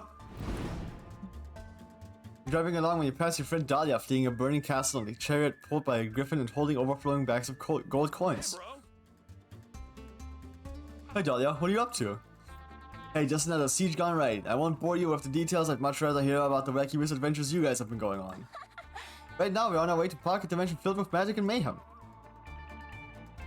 Actually, do you want to come with us? I've heard this place is most fun to visit when you have an adventuring party. I'm intrigued. A magical realm full of riches to pillage and beasties to defeat sounds exactly like my scene. Are you guys sure you're prepared for an adventure, though? I know books and movies make the idea of a plucky band of idiots going on a heroic journey seem really easy, but this is real life we're talking about. You're heading into the unknown, where death could be waiting for you around every corner. You gotta prepare for anything. I hear you. What do you think we should bring on the adventure then?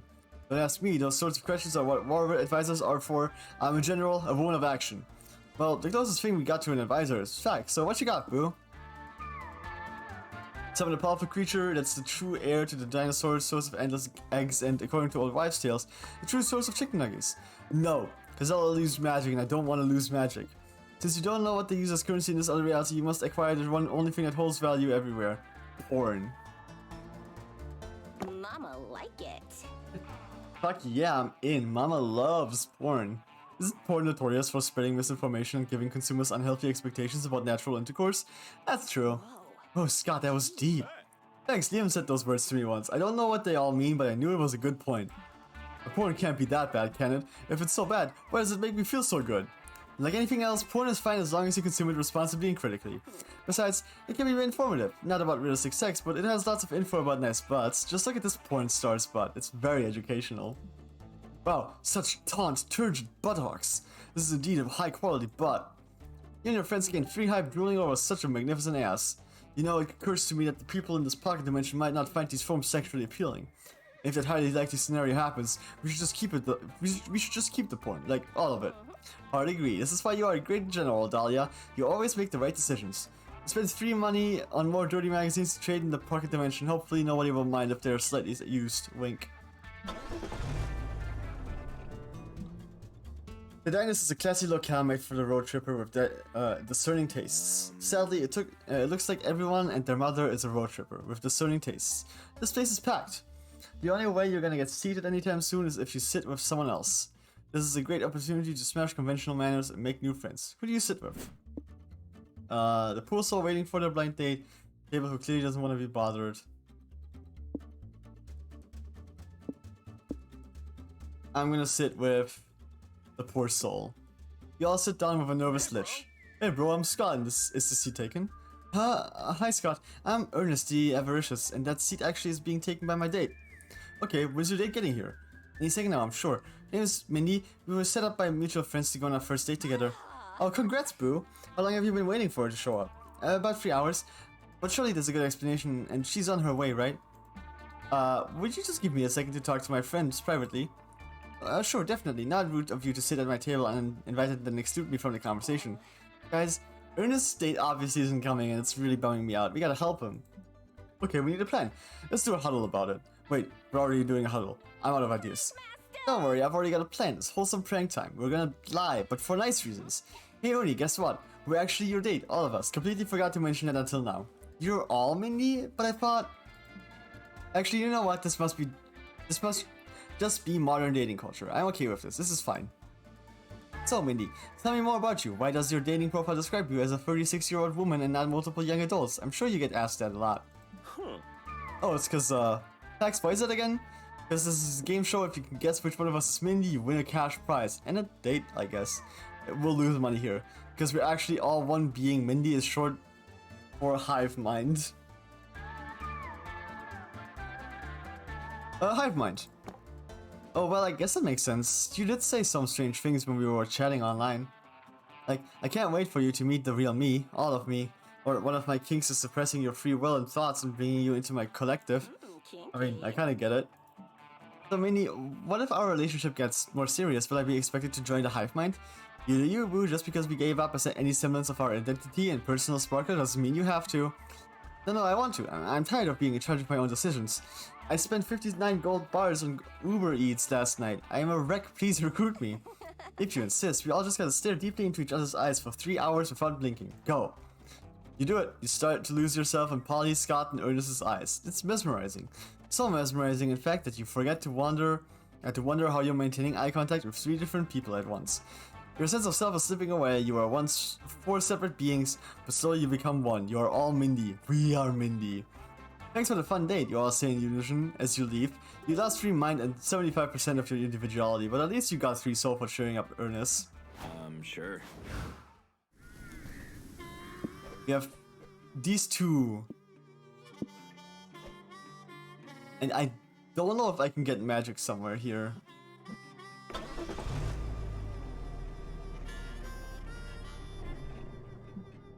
You're driving along when the road is flooded by a sudden thunderstorm. You have no choice but to pull over and look for shelter. But in the velvet darkness of the blackest night, burning bright, there's a guiding star no matter what or who you are.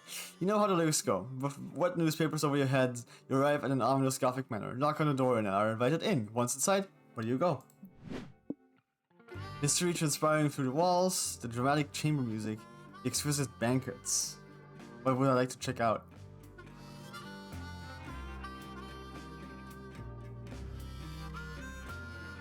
I think if anything would give us magic, it would be the banquets.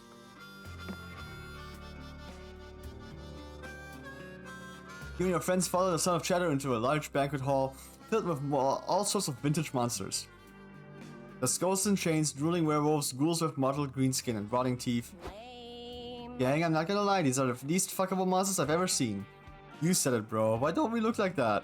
I'm gonna blame young adult fiction. Dr. Jekyll, I mean Mr. Hyde, greets a pale vampire of aristocratic stature. Count, maybe? Such a delightful banquet. How did it occur to you to gather all of us classic monsters around your table tonight? Well, Mr. Hyde says, I was washing my cock late one night when I saw it had the mark of a bite. And as my cock got hard and began to rise, I could take a look in good full size. It was a rash. A phantom joins in, rattling her chains like a tambourine, and it was some sex rash. Ooh, I think I get it. Mr. Hyde got some weird rash on his dick and invited all his sex partners over to inform them in case it's an STD. Wow, it's very nice of him to be so responsible with his sexual partners, but also making dinner for them to ease the bad news. Ooh, kinky. Close, and I guess I was wrong by calling them unfuckable. These ugly-ass monsters fuck. They do. They've also all taken seats at the dinner table, leaving you with only 2 free seats to choose from. Who are you sitting next to?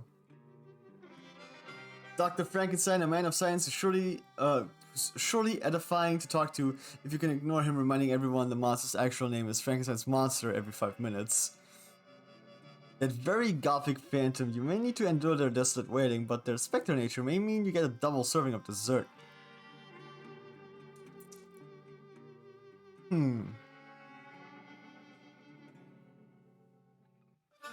gonna sit next to Frankenstein's monster. Ah, hello there. So nice of you to sit with me. No one ever does. Red flag? No, don't worry. It's simply because the other monsters are all stupid assholes who can't fathom my incredible IQ. Say, that brings up a great question. Who is your favorite classical monster? I guess he wants to say Frankenstein. Ah, you flatterer, but alas, my boy, I must correct you. His true name is Frankenstein's monster. Now, since we're talking about it, why Frankenstein's monster? Wouldn't it make more sense to call it Frankenstein's construct or even Frankenstein's flesh golem? Heavens no, it's Frankenstein's monster because it's a monster that was made by Dr. Frankenstein.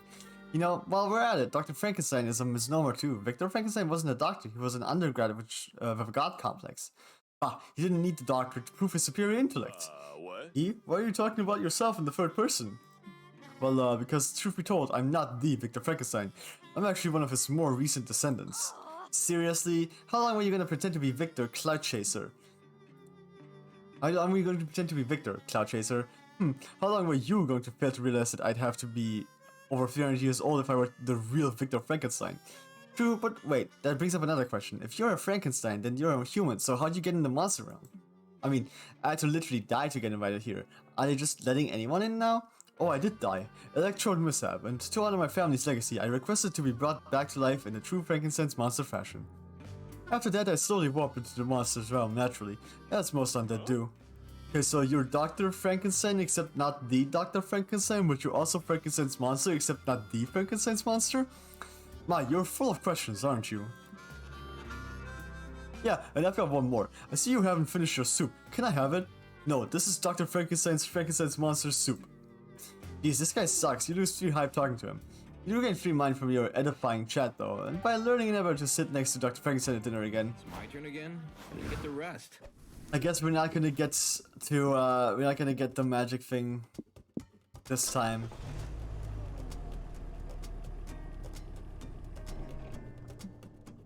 Welcome to the Reptile Variety Show. Meet the cold-blooded critters with a passion for the stage. Popcorn. There are a few performances scheduled for the day. Which show do you want to see? A crocodile, but it's a stage magician. You should be safe. You settle in to watch the show. The stagehand brings out a stool, a microphone, and a 1,100-pound reptilian killing machine and a funny hat. I am Reptilizar, famed crocodilian magician, known for a wide known far and wide throughout the Everglades. Prepare to be amazed. For my first trick, I will make this rabbit disappear. Someone brings the croco rabbit. He puts his hat in front of his face. The bunny shrieks, and there's chewing sounds. Okay, you're obviously just eating the rabbit. You can't call the food chain magic, boo. I see we've got some hecklers in tonight's audience. You doubt now, but wait until you see my next trick. I'll make this entire pig disappear over the course of an hour with the aid of this magical barbecue sauce. You're not even trying. Can't you make anything disappear without just eating it? Of course I can. Reptilizar can make anything disappear. Anything you can think of, I'll make it gone. If he's telling the truth, that could be really useful. And if he's lying, it's all the more entertaining for you. What do you ask the croc to make disappear? All of my adult obligations, my internet research history, because of reasons.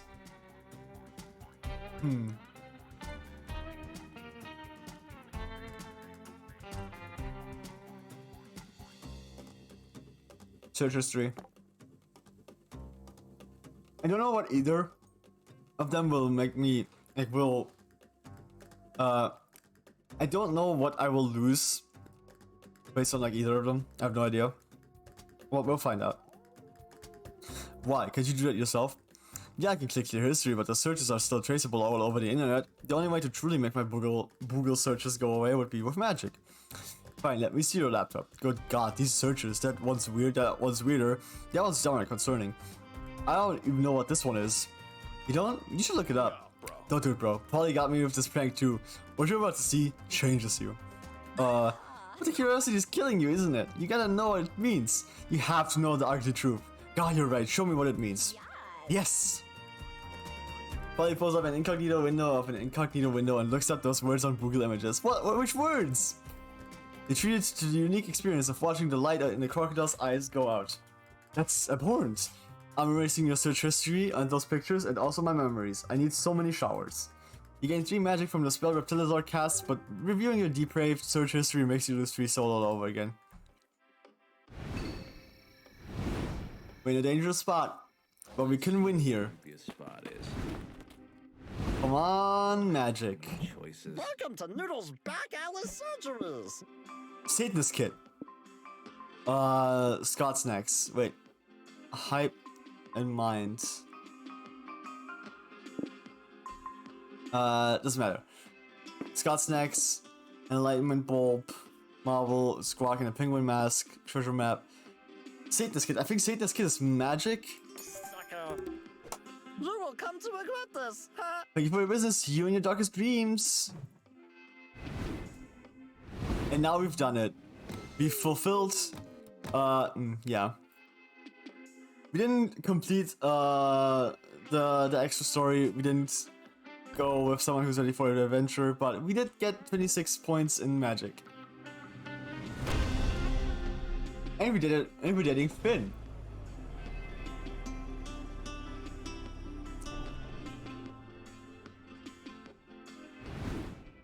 The road trip comes to an end. I like this. This looks so cool. You cross a magic portal and end up in a whimsical land full of magic. Apparently, these domains were created by a powerful spell years ago. What was the purpose of the spell? To imprison an ancient evil? To produce a source of power? To build a very big storage room? You may never know. You only know one thing for sure. You're here now and you're ready for a big adventure. This is where your road trip ends, but a whole new journey begins. And that wasn't all. Giant Domains is cool and all that, but you prefer to spend some quality time with Finn. You're giving him a massage, and dang, his whole back seems made of knots. Poor stressed guy. Man, this feels so good. I needed it. You're a gift sent from heaven, Fax. He places his hand over yours. As you touch his shoulder, and it's starting to feel quite intimate. And then his phone starts ringing. Ugh, it's a text from Mr. Papas. He needs me to explain how to use the fax machine. That's me! Anyway, where were we? He turns his face towards you. You two are so close. You can almost feel his warm breath as you two look at each other. And his phone starts ringing like crazy again. Ugh, what now? Ugh, give me a minute. He's worried and asking me if it's normal for the fax machine to make so much noise. It is. It's very normal. Fuck, it's so hard to enjoy little moments like this when you can't put work away. You should just do that. Put work away. Focus on the little moments, like this one. It does sound good when you put it like that. He touches your face, getting even closer to you slowly. The phone rings. Ugh. Then grabs his phone and throws it out of the car. Fuck that, and fuck Mr. Papas. Come here, Fax. Fuck me. And he grabs your face and kisses you passionately. Well, he really needed to release some tension, didn't he? So you two spent the rest of the night, releasing some tension.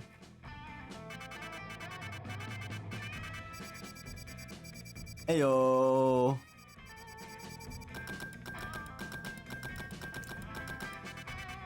That's a lot of prank tokens. And just like that, the road trip came to an end. It was full to the brim of danger, fun, and utter nonsense. It was everything we could have expected from a trip with Polly and Scott and then some. We not only survived the whole thing, but we conquered it and came to out different people. It all turned out to be a pilgrimage into self-discovery, a rite of passage, a quest for growth. That is to say, a fucking good road trip. As we were heading back home, I thought about how all of this was just one of the first steps in a much bigger journey that was only just beginning.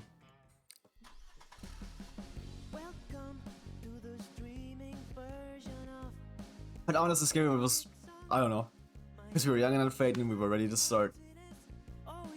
Howdy!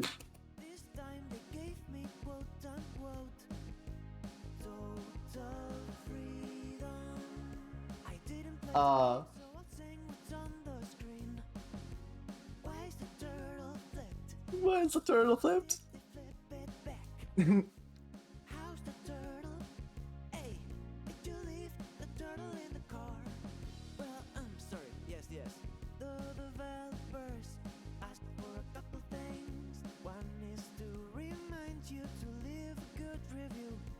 I did.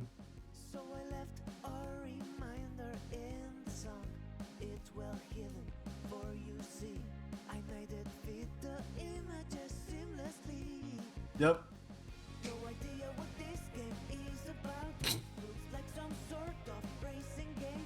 I only know it has hot monsters. I love this so much.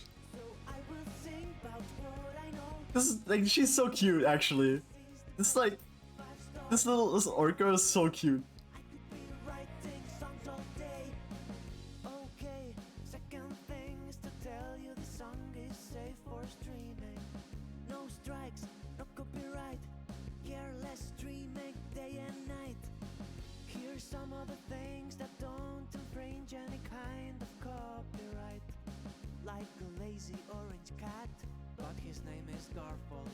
I hate Tuesdays. A lazy cat, lazy orange cat, named Garfield. That's fine. He's super dead. Just ran out of ideas to sing. Apple pie, cinnamon swirl, a shovel. Don't ask. Carrots and beets. This is just my grocery list. I love this song. It's so funny.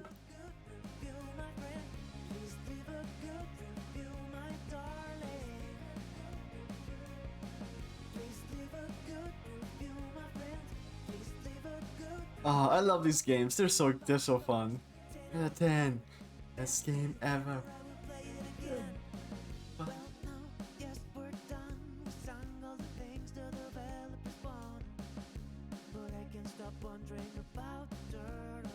Man, these are. I love everything about this game. Every single time I see this. Ah, Zoe.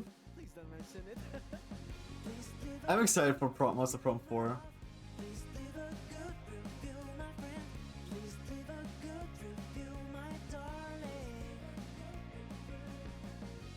Oh, it looks so pretty here. We'll play it again. Fucking love this game.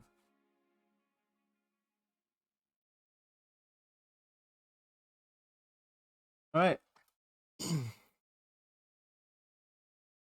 It's another round of Monster Road Trip done. Got some new stuff in the gallery. Let's take a look. First of all, I'm gonna show everyone the layers. You can get Arabi as a hitchhiker, and you meet Dahlia, Joy, and Cal, who will then go on the adventure with you. It's very nice. Let's see what we have here. Oh, Finn probably, right? Is it? Out here, yes. What's the oh, I already have this one anyway. The MVP ending. Then we have the meta cabin. We have a couple of new things here, I think, that we came across. I don't even remember some of this stuff.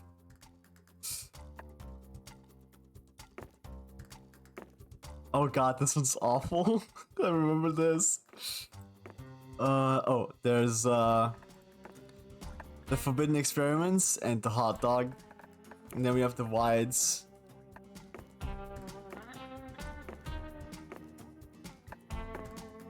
The NFTs or the mukbang. Oh, the new expressions for Polly and Scott. Yeah. The glitch expressions. Very cool, very cool. Very sick. Oh, Milo without a phone.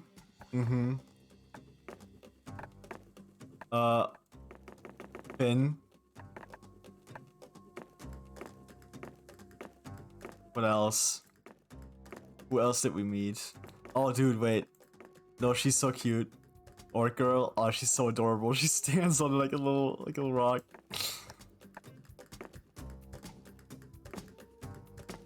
What else? Oh, these two, Future Vera and Dark Lord Liam and Blue Liam.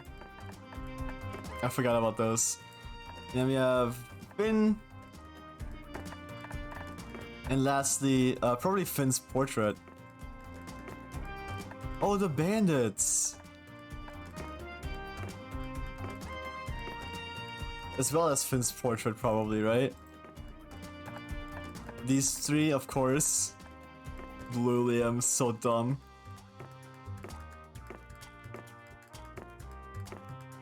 There he is, Finn.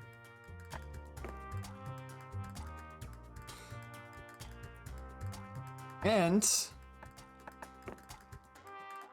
we have a bit of gacha. We have a couple of prank tokens that we can insert. See what fun stuff we can get here. MVP ending glitch crypto convention. Ooh.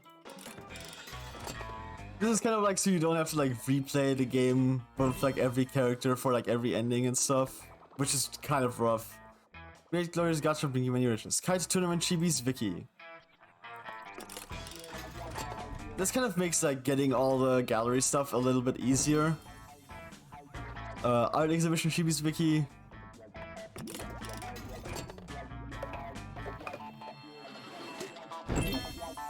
MVP ending Amira, Veranotone. So we're going through the gallery again, I guess.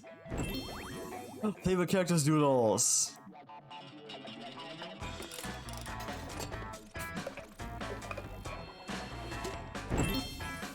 Kai tournament chibis Oz.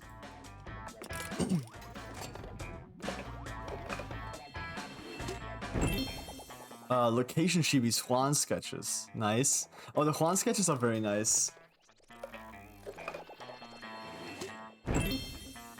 National Park chibis glitch. Like the Juan sketches are very interesting because like they did play around with the idea of just like keeping Juan a cat. Kite tournament chibis glitch. That's a lot of kite tournament chibis that we're getting here. And tarot card sketches. That's the last one.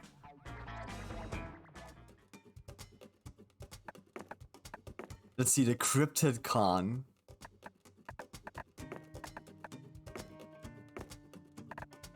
Oh, that's pretty cool.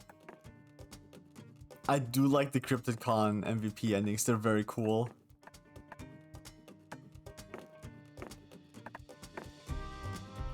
Oh, Amira's, yeah.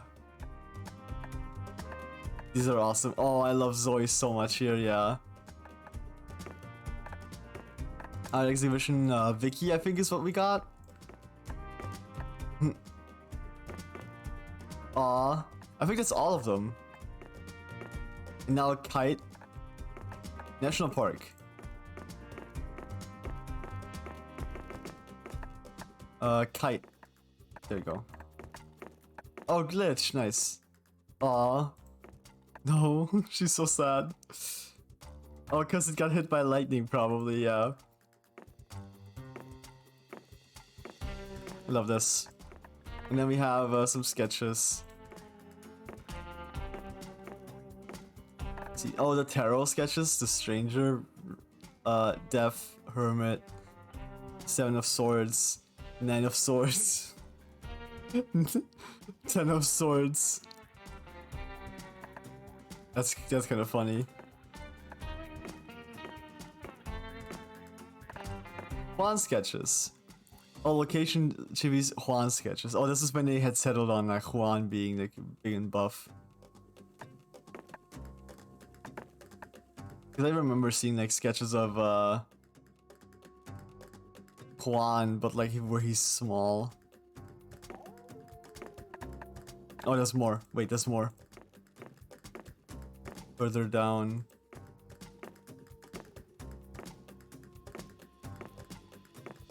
Where is it? There it is. Favorite characters. Doodles. Alright.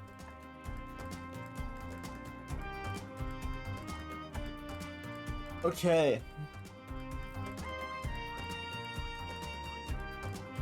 I think I'm good. We played a round of Monster Road Trip. It's been a while since we road tripped. And doing this alone always like kills my voice, my throat. It's not good, but I do enjoy it. So I'll be finishing.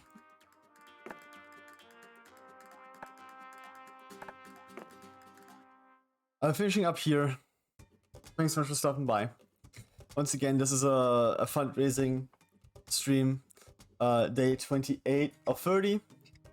I'm streaming every single day in June to raise some money for the Trevor Project, a charity that is trying to help at-risk youth in the LGBTQIA+ community.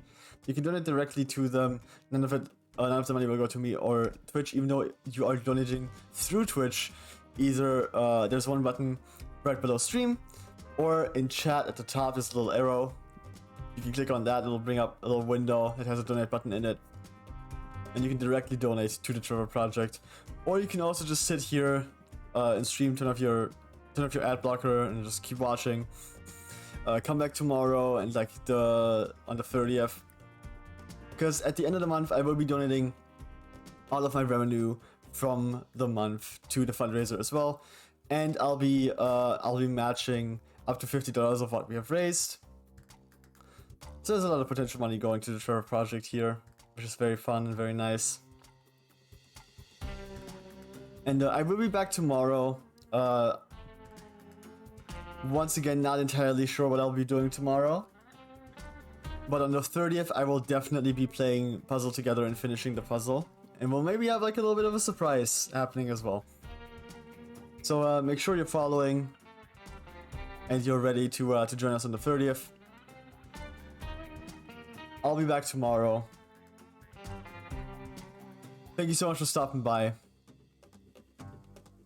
I'll be back tomorrow. I will see you all next time. Bye bye.